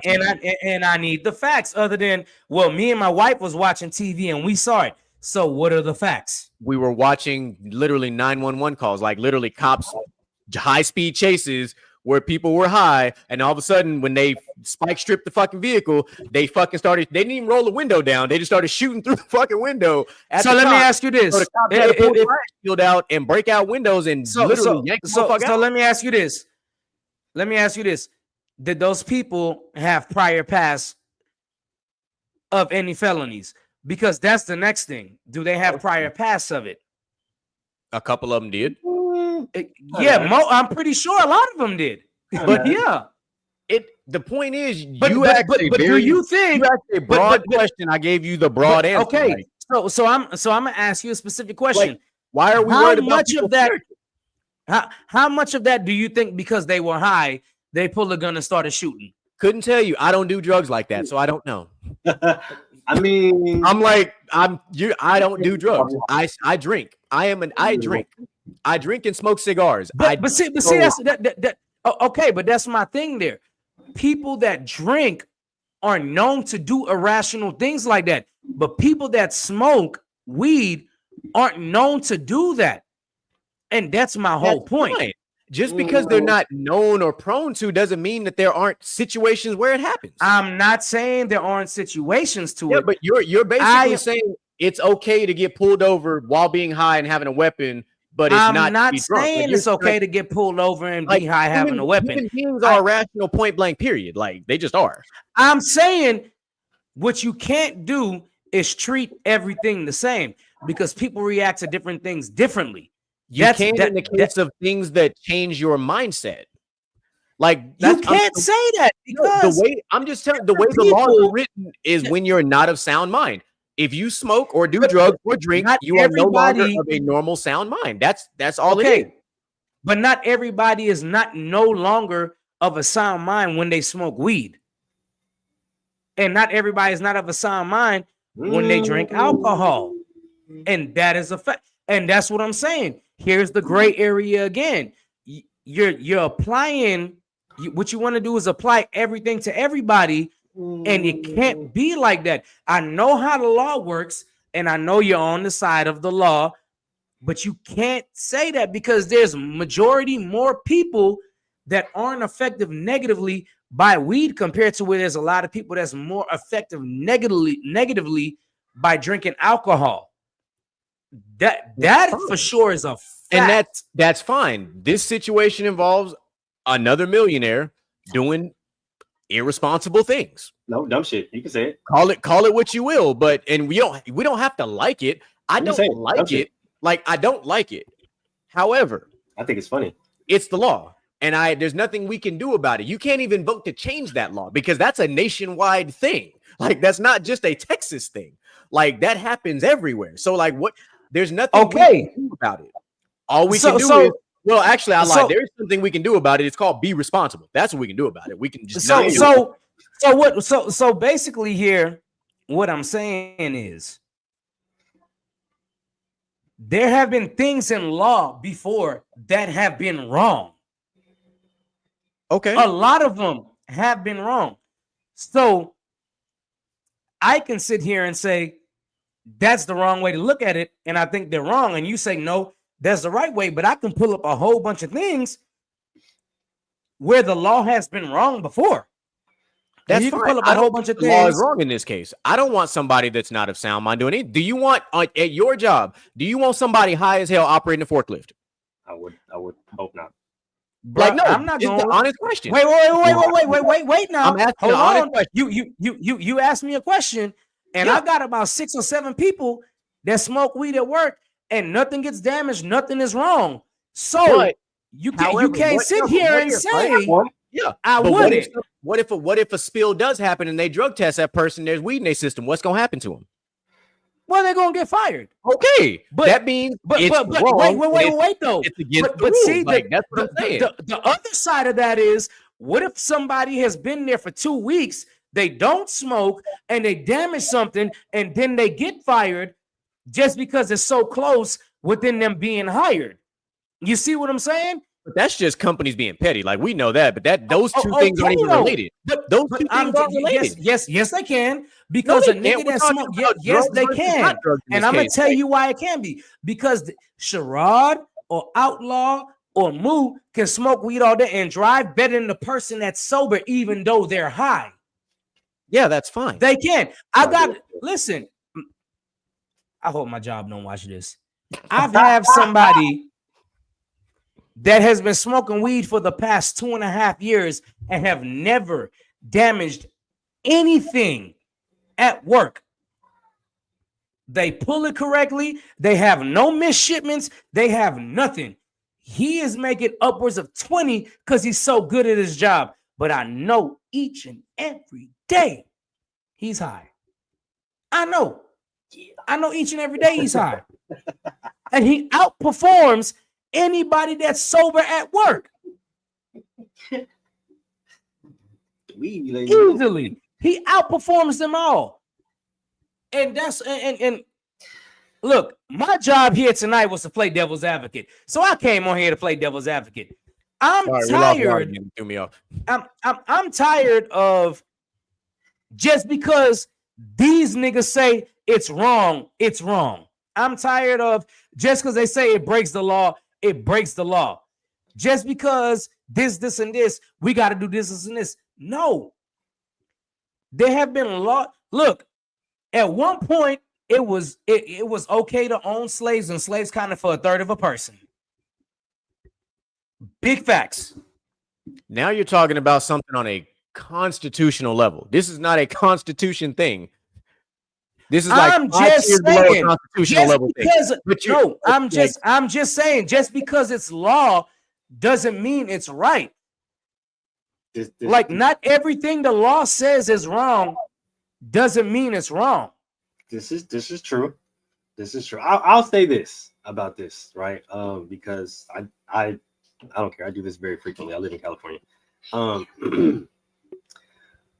understand why he was carrying the firearm. Most of the time when people carry large quantities of cannabis, they tend to want to protect themselves because they're scared of getting robbed. He is a prominent figure in the Texas area, so definitely understand that, right?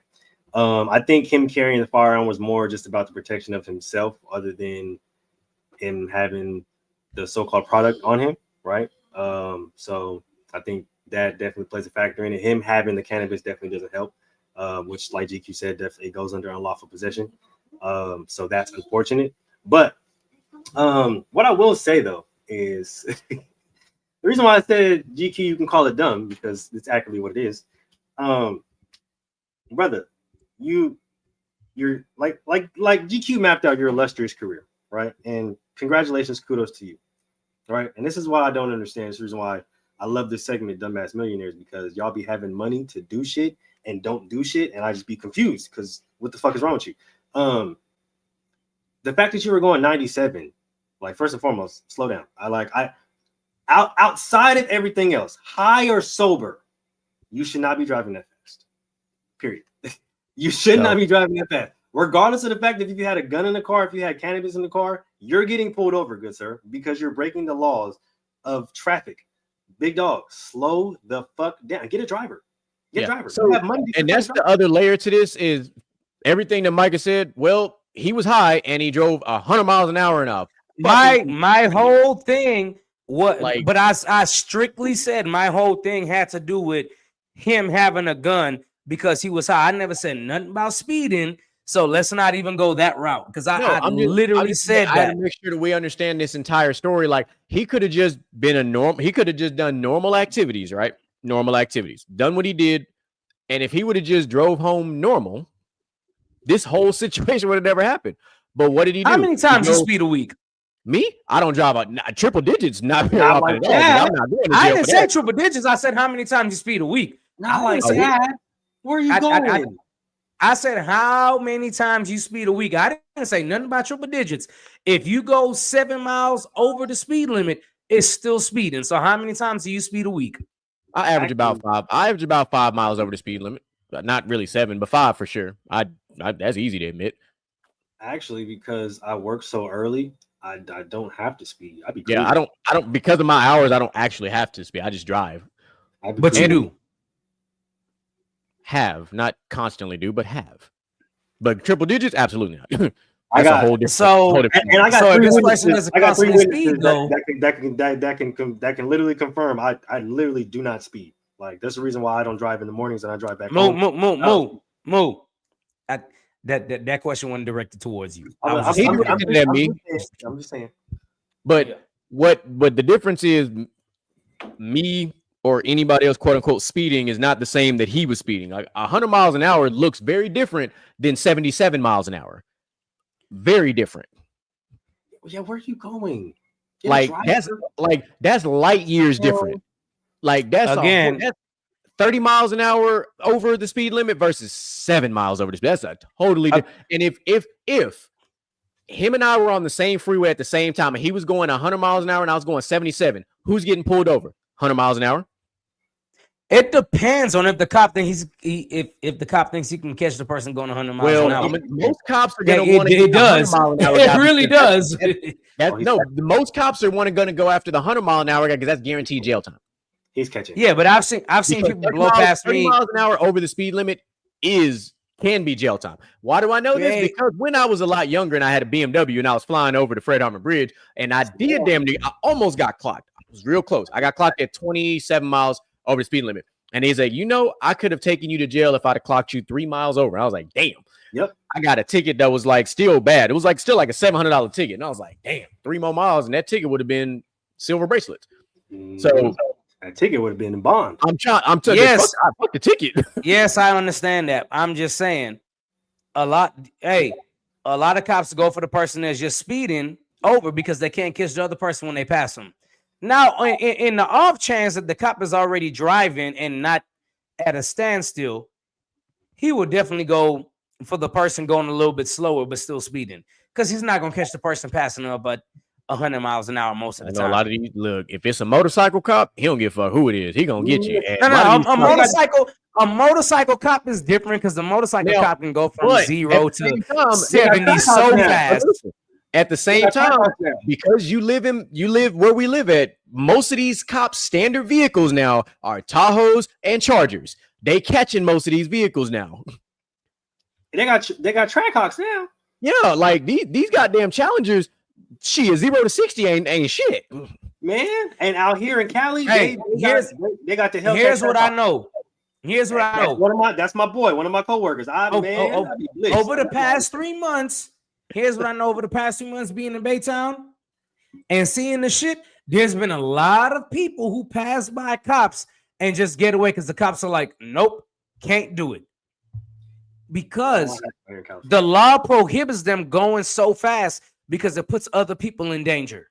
That don't happen in California. Cops be sliding on here. Nigga, it definitely happens in Texas. So what the city cops can't do, the state troopers can do. So it just depends on where you are when you flying past said, cop, of course. And I understand what you're saying. You're not wrong, but there are state troopers for a reason. Yeah, if the situation, most cops ain't going though. Most cops ain't going for it. They're gonna be like, I'm gonna just go for the nigga that's going 80, which is 20 over 60. Now at the same time in Baytown, I don't know why you're speeding anyway, because it's too many goddamn stoplights. Like, let's just go there. Especially if you're going down Garth. That's just the thing, right? I'm all about prevention, right? Even with the last topic, with this topic, if you don't do one thing, it won't lead to the next, basically. Beautifully combated as we've gone through this. So the way we're going to end the show was the way I thought we was going to have the show going, because it's about to get... My pop said you can't outrun a radio or a helicopter. I'm trying to... That's coming from a retired police officer. Hello? But all I'm saying, I warned y'all ahead of time, but it's about to get real volatile because somebody is about to 100% cook, and I'm going to let him do his thing. So here we go.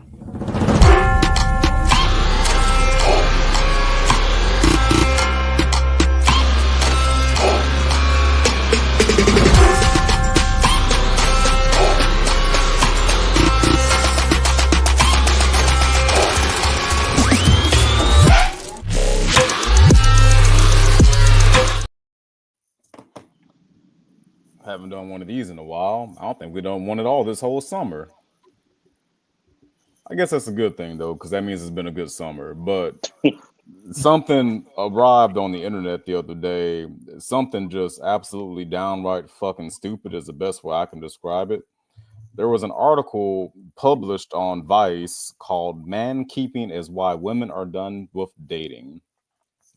If you don't know what man keeping is, and believe me, I had never fucking heard of it. It sounds really fucking stupid. Like I thought this like keeping niggas as pets or some shit. I don't fucking know. The man keeping describes the emotional labor women end up doing in heterosexual relationships. It goes beyond remembering birthdays or coordinating social plans. It means being your partner's one-man support system, managing his stress, interpreting his moods, holding his hand through feelings he won't share with anyone else. All of it is unpaid, unacknowledged, and often unreciprocated. It just sounds like a whole bunch of fucking malarkey. And let me see who wrote this fucking bullshit without like any kind of sense. It was an Ashley Fike.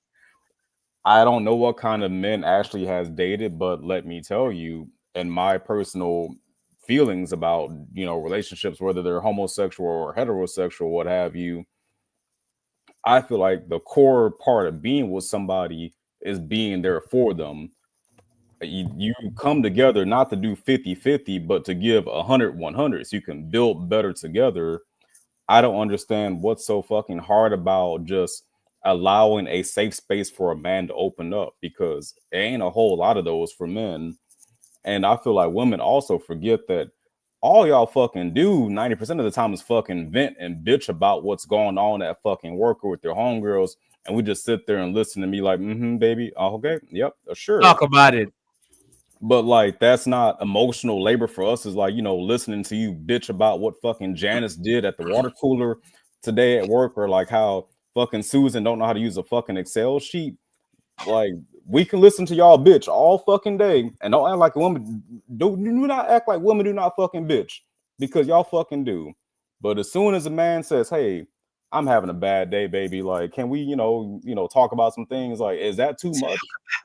Is that too fucking much? Because how often does a man bitch about anything? Like, I'm sure there are some very like, in their feelings type men out there, the Drakes of the world, who will probably vent and open up on a regular basis. But your average man probably has like one day out of a month where he wishes he had a fucking hug and could have a conversation about his fucking feelings. And if that's too much fucking work for you, then you need to be single. Because it sounds like you're just fucking selfish. That is when I read the article after you sent it, I had to read it a couple of times. And it contradicts what we've already been kind of talking about with this renaissance of men who are embracing their peace. Because guess what this is? Your article is a direct consequence of men embracing their peace. Now all of a sudden we're wrong. Yet again, we're wrong. Because now, remember this, fellas, we're all old enough. We have enough experience in this group where it was a thing where if you as a male were not listening to what your woman had to say and empathizing and yes, dear, and I can't believe, doing the things, call them the things. How dare Susan type shit. Yeah. You were wrong. You weren't emotionally available. You were condescending. You were insert whatever negative metaphor you decide you want to use in that moment. Now, all of a sudden, if one time, fuck that, 4 times out of 365 days in a year, you decide as the male, I've had a really fucked up day. I just worked a 12-hour shift. I wanted to punch my boss in the fucking throat. I wanted to throw one of my coworkers out the fucking window, and I wanted to talk about it. All of a sudden, I'm wrong. Because I'm supposed to do what men did in the 1950s, come home, sit on my couch, drink beer, read the newspaper, and just pretend like I didn't just go to work all day. That's exactly what it fucking sounds like. Like, I don't understand like how women have asked for fucking years for men to be more emotional and open up and be more vulnerable. And when niggas start doing it, they want niggas to stop doing it. Like, I don't fucking get it. That's why my fucking tagline today is like, y'all don't know what y'all want. Like, that's why we've talked about it. Men's vulnerability, yet again, was weaponized. Yeah. The few levels of soft nature that men possess typically, not always, typically gets weaponized. There are some phenomenal women out there who literally take care of their men no matter what mood they may be in. There 100% are. The problem here is there's a lot of them that aren't. And now we're dealing with, if this current conversation that we're having, this would be classified as a mansplaining conversation, even though a woman just wrote an article called man keeping. No, it's not called man keeping. It's called taking care of your fucking man. That's what the fuck it's called. Well, according to Miss Ashley, I guess her solution, according to her, I'm going to read it verbatim. What women want isn't complicated. They want shared effort, mutual support, emotional responsibility that doesn't get passed off like a group project. When that doesn't happen, they're choosing solitude over stress and they're not apologizing for it. So she wrote an article based on men's normal day-to-day thought process. Because that's what you just read verbatim. That's how we as men process everything in a relationship standpoint. Am I wrong? That's literally our mindset. We're not asking for much from our partner, but then when we don't get them, we're like, all right, bet we're gonna go ahead and put these walls up and just keep it pushing. We're gonna embrace peace for ourselves. Like, we're gonna figure it out. She wrote an article from a man's perspective and threw a woman word on it. So she woman-splained an article. She basically what she did. And also, she attempted to gaslight men in the process. Well, yes, I'm gonna get to that gaslighting because the paragraph above her solution, verbatim, it says some men have started opening up more, which is good, but too often that openness lands in the lap of the person they're sleeping with instead of a friend or a therapist. Vulnerability without boundaries can feel more like a burden than a breakthrough. If you want me to just talk to a fucking therapist instead of you, then you won't get shit out of me. No. You're going to get something out of me. We're going to break up because you're going to say I'm emotionally unavailable. I never talk about my feelings. I never do this. You're going to tell me a laundry list of things that I do wrong. That's what's going to happen. The reciprocating effect of that is you're going to get negative energy. Because if I'm talking to a therapist, to me personally, as someone who currently still talks to a therapist, that means I'm trying to better myself. And as my partner, I would assume, and I guess in this case, the way this article is written, you'd make an ass out of yourself if you made the assumption. Your partner would applaud and support and take care of you in a moment like this or a situation like this when you're doing something like this. But in this case, the article's written like, I'd rather you be a caveman than a modern day man. It has very little nuance. Like, I don't think Ashley really, I don't think she elaborated on her point very well or conveyed what she was trying to get across to us. Like, to me, it just sounds like it's okay for women to have their bad days, which is honestly quite fucking common. Honestly, it's okay for them to fucking vent for hours and hours about shit that don't really fucking matter. But if you tell them that it don't fucking matter, you're fucking invalidating their fucking feelings. I'm sorry, I said what I said. Half the shit y'all fucking talk about don't fucking matter the next day. It really fucking don't. Like, more than half be fucking work dumb bullshit. And if I told you go talk to your therapist about your work issues, I'm a fucking asshole. Yep. So that entire article. I would like to sit across the room with her and have a one-on-one conversation publicly, like on a live stream, because I need to understand where this even came from. Because I looked at a quick little glimpse of her bio. She was raised in the Pacific Northwest and all this other shit. I was like, all right, cool. I really need to know, based on what statistics, I need to know all the facts of how you wrote this article. Or did you just plug in some shit in Chat GPT and spit an article out? You know what? I'm gonna keep going. You made a very salient point, my brother. Most of us have been to college and written essays. Where are your goddamn sources? Where is the shit you pulled and coming from? Like, where are these studies done from? Like, are they peer-reviewed studies? Like, did you pull some half-ass shit from fucking Stanford University? Apparently so. Researchers at Stanford. Them niggas must have got their fucking degree from DeVry, because I don't understand it. I really don't. Or fucking, what's the other one? The University of Phoenix that every nigga online go to? Hey, man, University of Phoenix is an accredited university, man. Don't do them like that. Nah, I can tell you exactly where this is from, where this stems from. This is typical feminist talking points bullshit, right? I'm not a man's mom. I'm not his therapist. He needs to go talk to his therapist, blah, blah, blah, all that shit. But the funny thing about it, right? What I read was something dumb shit about manskeeping.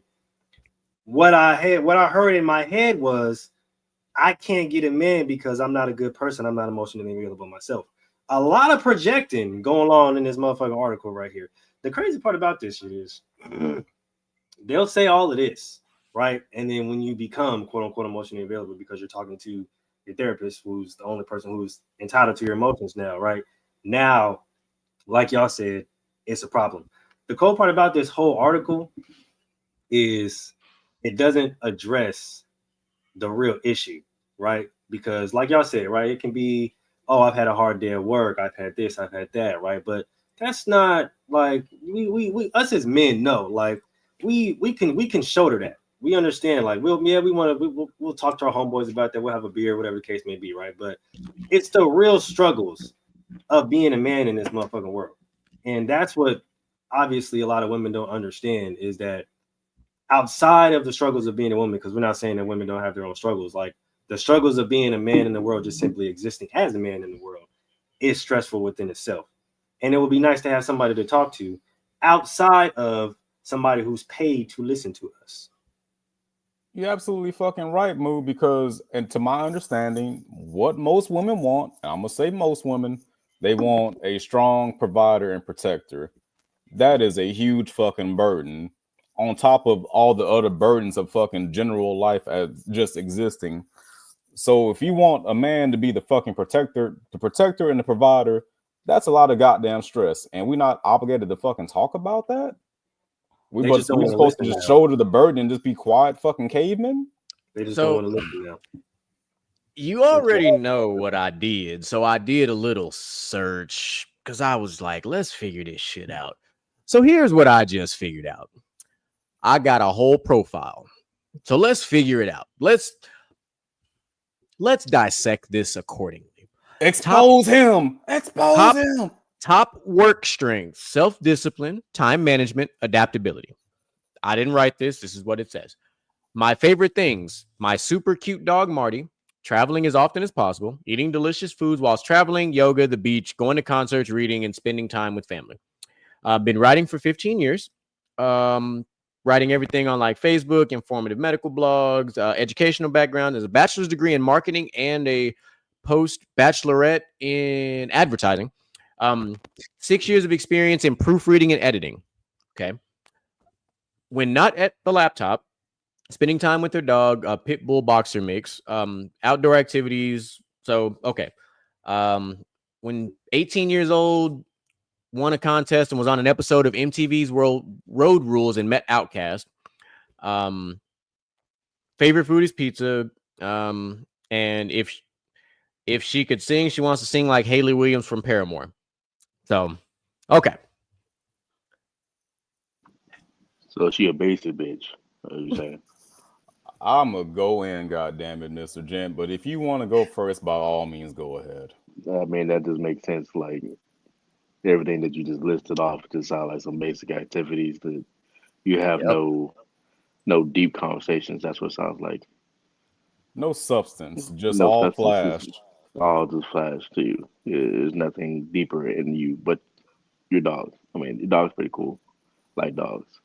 But no, I'm gonna tell you why she But likes no. dogs, because they provide emotional support and security for her, but she doesn't have to fucking reciprocate because it's a fucking dog. The dog not gonna fucking talk back to you. Right. The dog will listen to you bitch about some shit the dog can't fucking understand because it's a fucking dog. Because it's an animal. Don't get Outlaw started on dogs, please. Nah, the nigga already done started, and the nigga is me. And like Moose said, I feel like this shit is in retaliation of niggas choosing their piece. And she sound like a woman who couldn't fucking find a man, so she made us some fucking bullshit to say like this is why women aren't dating. No, So- it's just they're choosing not, niggas are choosing not to date you. Here's That's what I heard. everything I read from that came out to one thing and one thing only. The line in the sand has been drawn. Independent women are going to attack men who want their peace now. There's going to be a war now because I said it during the men's mental health episode and I meant it. The tide is changing. More men are embracing their peace and not getting married and all this other shit because they've realized self-discipline, just like she wrote, adaptability, just like she wrote, and time management become the priorities when a man embraces his peace. See what I did there? She wrote this from the thought process of a male because these are normal things that when a male accepts his peace and embraces his peace, all three of those things happen. Why do we know this? Two of us are related on this goddamn panel. And when we embraced our peace, you know, we had self-discipline to go to the goddamn gym, time management because work was on fucking fire, and adaptability because we are fathers and fathers have to be the most adaptable motherfuckers on the planet. I said it. That's what it is. So I have a super cute dog, but he ain't my emotional support animal. His name's fucking Cocoa Puff. I love him, but he is not my emotional support animal. He's just a dog. I don't talk to him about my problems. I look at him like he's crazy because he looks at me like I'm crazy, and I'll be ready to throw hands with him. I feel like the motherfuckers, and I'm gonna say this, and it's gonna be very controversial. We might get fucking sued or fined for this one or fucking canceled. I don't fucking care. I don't know about that. An emotional support animal, to my understanding, was for fucking veterans of fucking war, motherfuckers. Correct. Who had PTSD, like firefighters and shit like that. Yes, Niggas but who not done anymore. Seen some horrific fucking things. Like not anymore. Now it's for anybody who has anything. Yeah, that's, like you know. I am so sick of people calling their pet their emotional support animal. That dog is just a fucking dog to you. Like you ain't gone through some shit that compares to somebody who really fucking needed an emotional support animal. You just fucking maybe stumped your fucking toe in the morning and now you need a fucking hug from your dog. I've seen people like veterans who have those dogs, and they are phenomenal dogs, by the way. Like they really are. Like they are, the way they're trained is amazing. And I've also seen those dogs who I guess they're like medical specialty dogs for like individuals who have like seizures and shit. Yeah, Those or dogs blind, are fucking, you know. those dogs are fucking amazing. Like the one that'll like grab the fucking the towel on the refrigerator, open it up, and like do all the shit. I was like, hey, that's actually dope as shit. And of course, the seeing eye dogs, which I think are some of the coolest dogs out there. Like, bro, this dog is so dope that this dog can help you navigate everywhere you going, and somehow y'all never get lost. That shit's crazy. Like, that shit is crazy. I actually watched a whole special on how they train seeing eye dogs. Like, they basically train them dogs like Google Maps and walk them around the city over and over and over again. And they have a test, and they have to go from this place to this place in a certain amount of time. And they stop at stop signs. They stop at crosswalks. I'm like, that shit's fucking wild. There's a whole test. Like, hundreds of dogs go to this shit, and only like 5 to 6 of them actually graduate the course. So it's some tough ass shit. So like, kudos to those specialty dogs that do specialty things. But back to the lesson at hand, the conversation at hand. And your boy is 100% right. We've said this multiple times on the show, but I'm gonna put it back on the screen. Things get weaponized. So you have to be calculated with what you say. But for the most part, some people are in exceptional relationships where they can be open with each other and everything is great. Like, we're not talking about y'all, talking about the vast majority, because that's really what it is. The vast majority don't have relationships like this because it's the shit that we all see on social media. It's like, oh, I thought I had a real man, and then he decided he wanted to cry one time, and I had to let him go because he was a beta man, or whatever word you want to use these days to classify a man who is emotionally intelligent, because I think that's what it is.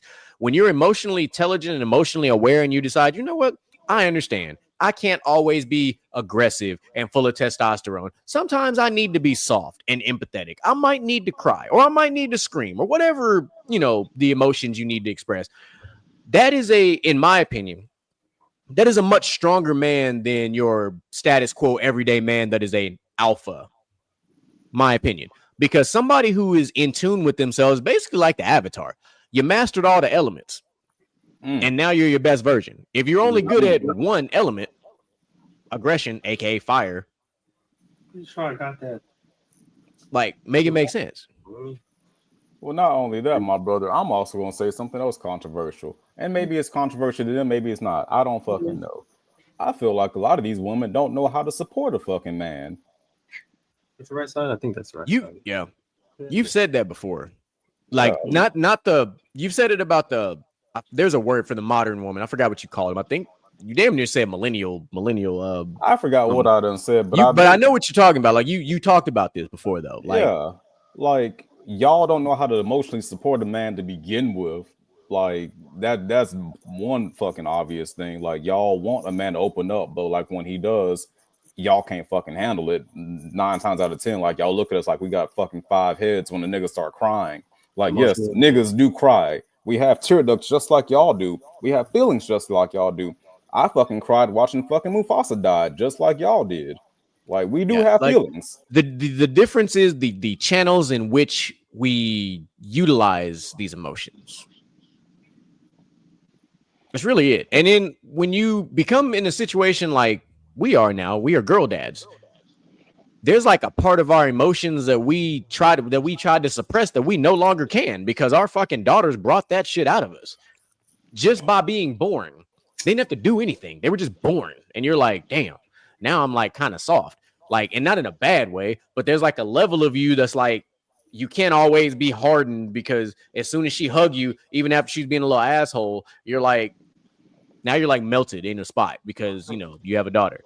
I will tell you that she ain't got to be around for you to be soft. Once you become a girl dad, bro, you be by yourself in the fucking store and be like, hey, that'd be a cute dress for my daughter. And it's like, damn, I'm over here looking at girl shit now. And, you know, really 100%. Assigning a fucking subjective value to like, damn, will this be be like me in the middle of like, all right, I got to save money because I got to do X, Y, and Z. And then I go to a store and I'm like, I need to get that for no fucking reason. Do I need to get it? Really? No. But for some goofy ass reason, when you buy it and like the look on their face when you like buy it for them is like, that's what you did it for. You didn't really do it because you wanted to buy some shit. You did it because of the reaction that you knew was going to happen when they saw it. Right? Like 99% of the shit that we buy our daughters from the age of 0 to like 10, are they even going to fucking have when they're like 17, 18? No, not at all. Hell no. Like maybe, just maybe, they'll have like the very first stuffed animal or the very first like Build-A-Bear, because like my daughter Their still first has the first blankie or some Build-A-Bear. shit like that. Because we did a Build-A-Bear, I built her a unicorn. Like she still has her little rainbow unicorn with the long hair. Like she still has that. That she may have for the rest of her life. But a lot of this shit that she has, she ain't gonna have this shit when she like get ready to graduate high school. It's gonna be donated like Toy Story and gonna be at some other kid's house. I will say, I'll leave this subject on this. I learned this in therapy. Right? Here's another one of those words, right? People use therapy. Woo, therapy. My therapist told me that it's one thing to have conversations with people who are emotionally available, who are emotionally unavailable. And it's crazy because a lot of women will be like, oh, I'm in tune with my emotions. I'm in tune with my emotions. Sure, that may be true. But my therapist also told me to avoid people that are emotionally unreceptive. That are emotionally unreceptive? Unreceptive, meaning they're not receptive to other people's emotions. They get awkward when you cry. They start to curl up and feel weird whenever you open up and talk about your emotions. Yeah, avoid people who are emotionally unreceptive. Learn that in therapy, by the way. So take that to the bank. So here's the thing. I'm going to take this conversation and I'm actually going to ask my therapist on Monday about this article. Why am I going to? Because I have a female therapist and I legitimately want to hear the perspective of an educated female on this exact article. And I'm going to bring it back to you guys next week because I just want to know. Because I do believe in hearing both sides of the story, but the way this article is written, it's very one-sided. Very. Like, and I get it when you write articles and columns and stuff, you typically write based off of your opinion, but normally your opinion also has some kind of facts, some kind of statistics, some kind of nuance, something that validates what you wrote. Yep. I highly doubt most of that stuff is valid. She said some researchers at Stanford. That's about all I could. Do you know how many articles I've read that have said researchers at Stanford on the bottom of that shit? That's why I said them niggas sound like some niggas from DeVry, because I always see some Stanford niggas talking about some Let shit. me see the works cited page. They're probably sitting on campus, using that Wi-Fi or something. I need the works cited page and I need the reference pages. I need that article in APA format because I need the reference page. I need the fact check. Whenever they say references or researchers from Stanford or Berkeley, trust me, as somebody who lives in California and can drive to these campuses, all you will see is dumbass protests on feminine 2025 Gen Z bullshit. So of course it's researchers from Stanford, because who's doing the research? The stupid ass Gen Zers who are outside protesting over nothing. That doesn't surprise me. Actually, as a nigga who went to college, has a psychology degree, and was invited to be a fucking researcher at U of H, I can let you know, like Moose said, a researcher at these colleges is just a fucking student. Yeah. The motherfucker is not fucking Professor Einstein. It's just a nigga your age with some dumbass opinions. And he's going around campus getting some other stupid ass kids their dumbass opinions, and he's gonna write an article about it. Boom, here you go. Yes, that is literally a researcher. Is a motherfucker trying to make his fucking credit hours for his fucking thesis to get his fucking graduate degree. Yeah. The fucking researcher is not a nigga in a white lab coat with fucking gray hair. Yeah, no, he's not going out to the city and actually asking people. He's going. I would like to get the opinion of a gray-haired guy in a lab coat that's a professor at a major university, though. Yeah, like, because I would like to get. She didn't fucking say a professor said this shit. She said I want researchers. Somebody send this to a psychology professor at a major university and have them break this down, because I just want to know. I'm of that nature. Like, let's get some smart people to identify what was written and let's find some facts. He would laugh and throw it out. If I know most psychology teachers, right? Because I was a psychology minor. Most of them would laugh and throw that shit out. Get this shit off my desk. What the fuck is this? I'm just a human being, and I felt like that article made not a lot of sense. And I'm not saying it from an intellectual standpoint, like I'm dumb or something. Like, it's just everything that the way that article was written as if a man wrote it and she slapped a name on it. I'm letting you know right now, like you wouldn't get through fucking freshman psychology writing that fucking paper. Your fucking professor, like Moose says, gonna look at you like, Get this off my desk immediately. Like, Hold on. I'm telling you, I'm going to ask my therapist on Monday. And yes, I said therapist. So guess what? If anybody out there want to call me soft or this, that, and the third, I don't give a fuck. hey, Okay. look, I'll echo your sentiments. I got a female therapist too. You know why? Because I felt more comfortable getting fucking emotional support from a woman if I was gonna pay for it. I did it because I wanted the other gender's opinion. I didn't want a male therapist because I don't want to see things in my life through just one lens. I needed to see it from both lenses. That was my whole reasoning for it. Because to me, in life in general, like it's so much easier when you look at things from both sides as opposed to just our side.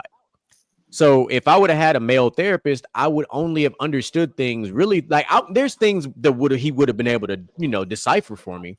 But learning these things the way I've learned some things and ways to express and do this, that, and the third from from my therapist have been much more productive for me. No, that makes total sense. I feel like it's the yin yang theory. Like you never want to have too much yin or too much yang. You gotta 100%. have a balance. Like you can't just go to the gym with a bunch of gym bros, man. You gotta have one gym sis too. Because guess what? If you really want to work legs, you got to work with a gym sis. Hey, she on that build a booty workshop kind of all I'm program. saying, I've been going to the gym for a long time. Nobody does leg day better than women do. I'm sorry. Bodybuilders, power lifters, CrossFitters, women do leg day better than anybody else in the gym. They are demons. They are demons with leg day the way we are with chest day and arm day. That's for move because you fuck with me on leg day, your shit gonna be on quiver mode. Oh yeah, no, I look, I'm a demon on leg day, but I'm just saying from what we've seen. I did leg day today, and let me tell you, if you're not walking out that motherfucker like Bambi, just after he was born, you didn't do leg day. Leg day did you. Fuck that plan. Come fuck with me. I got you. I don't get this physique for nothing. Come on, GQ, talk about it. We don't get this physique. You two outlaw. We don't get this physique for no reason. We be in the gym. I've been trying. I've been going to the gym about 5 times a week. It's my wife said yesterday, I ain't got no jiggle on my booty. I was like, I know, because it's a muscle, and I made it that way. Because we work for that. Yeah, I'm not supposed to have a bunch. It's not what I'm here for. Well, we work for that. I need the explosive power. We need explosion. So I need my hamstrings and my glutes to work in as one, and it can't be soft. Yeah, nah, ain't no jiggling around here. Now it's not a steel plate or nothing like that, but it's a muscle. Yeah, it's a flexed muscle. I'm just saying when you hit in that plank position, you're gonna work a lot of your core and your glutes and quadriceps to stay in position. That's full body. I'll trust me. We don't do a lot of planks. We do some other shit. We do a lot of farmers carries. We do a lot of kettlebell step ups. We do a lot of box jumps. We do. I'm talking about demon time other kind of planking, but all right. No, I know. Look, we do both kind of planks over here. You know what I mean? You do what's called planking. I do what's called reverse hip thrusts. We do those too, or reverse glute bridge, wherever you want to phrase it. Absolutely, you got to get all the exercises in. You know what I mean? Yeah. So it's a broad spectrum. Yeah, sometimes you really want to enact that scorpion pose. It's okay. Yeah. I mean, then you can't forget the stretches after. Yeah, 100%. You don't want to pull a hamstring. You don't want to pull a hamstring. What they say in Zombieland? What was the rule that limber up? I forgot what number it was, but yeah. So we done lost DJ Michael B. Ain't no telling what happened to his internet, or he, ain't no telling. We're gonna leave it at that. But we and Mr. Gent been having the same signal issues I was having at the beginning of the show. So let's do that thing where we get these final thoughts. We done had a 2-hour show. We ain't had a 2-hour show in a long time, but we also had a late start. But that's okay. So talk to us, Moo. Hey man, y'all know what it is. Dope show today. Damn, I can't talk. Dope show today. Really great conversations. As y'all see, the comments was on fire. So if y'all missed the show, make sure you guys go back and watch it. Tune into the rest of the show throughout the rest of the week. Tomorrow, PBT. Make sure you guys don't miss it. We back this week after 4th of July weekend. Hope everybody was safe. And then we we gonna be here on Friday talking that ish. Me and your boy Mel. Make sure y'all don't miss it. Hey, Mr. Jim, welcome back. Drop them final thoughts on us since you found your way back. Another great show. Y'all go ahead and like, subscribe, everything. Run those numbers up on TikTok and Instagram. Yeah, be back next week. Same bad time, same bad channel. Outlaw, what you got? And I done put all my thoughts out there on the table. Y'all can dissect it and have your own opinions on it or what have you. I really don't fucking care. If somebody got their feelings hurt, think about what I said objectively or don't. I really don't fucking care. Ashley, write a fucking article about what we said. Do it. Don't. Whatever. Fuck you. The title is this. This can be the title.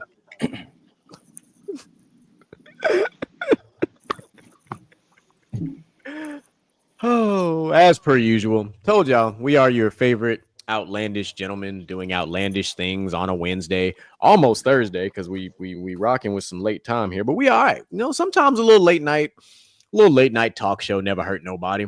So good times with good fellas, great opinions. Don't be upset by us being honest because we didn't lie to you. We spoke our opinion. If you have opinions, I've said this from the jump. If you have opinions, no matter how strong they are, hit us up.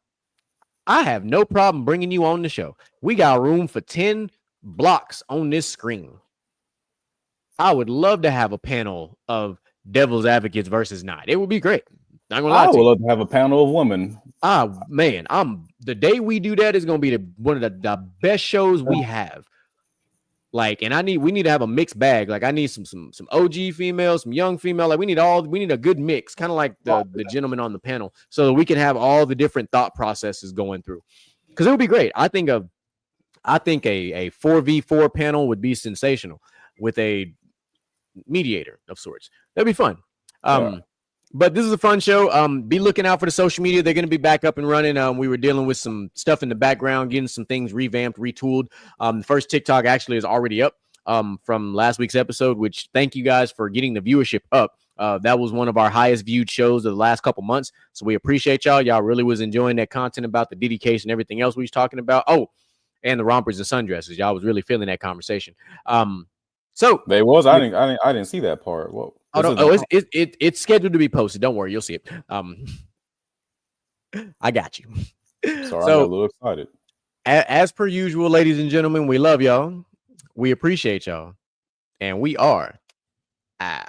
Motivation in you and inspire the world to do what you can. If you love it, then fuck it, get through it. Yeah. Mumble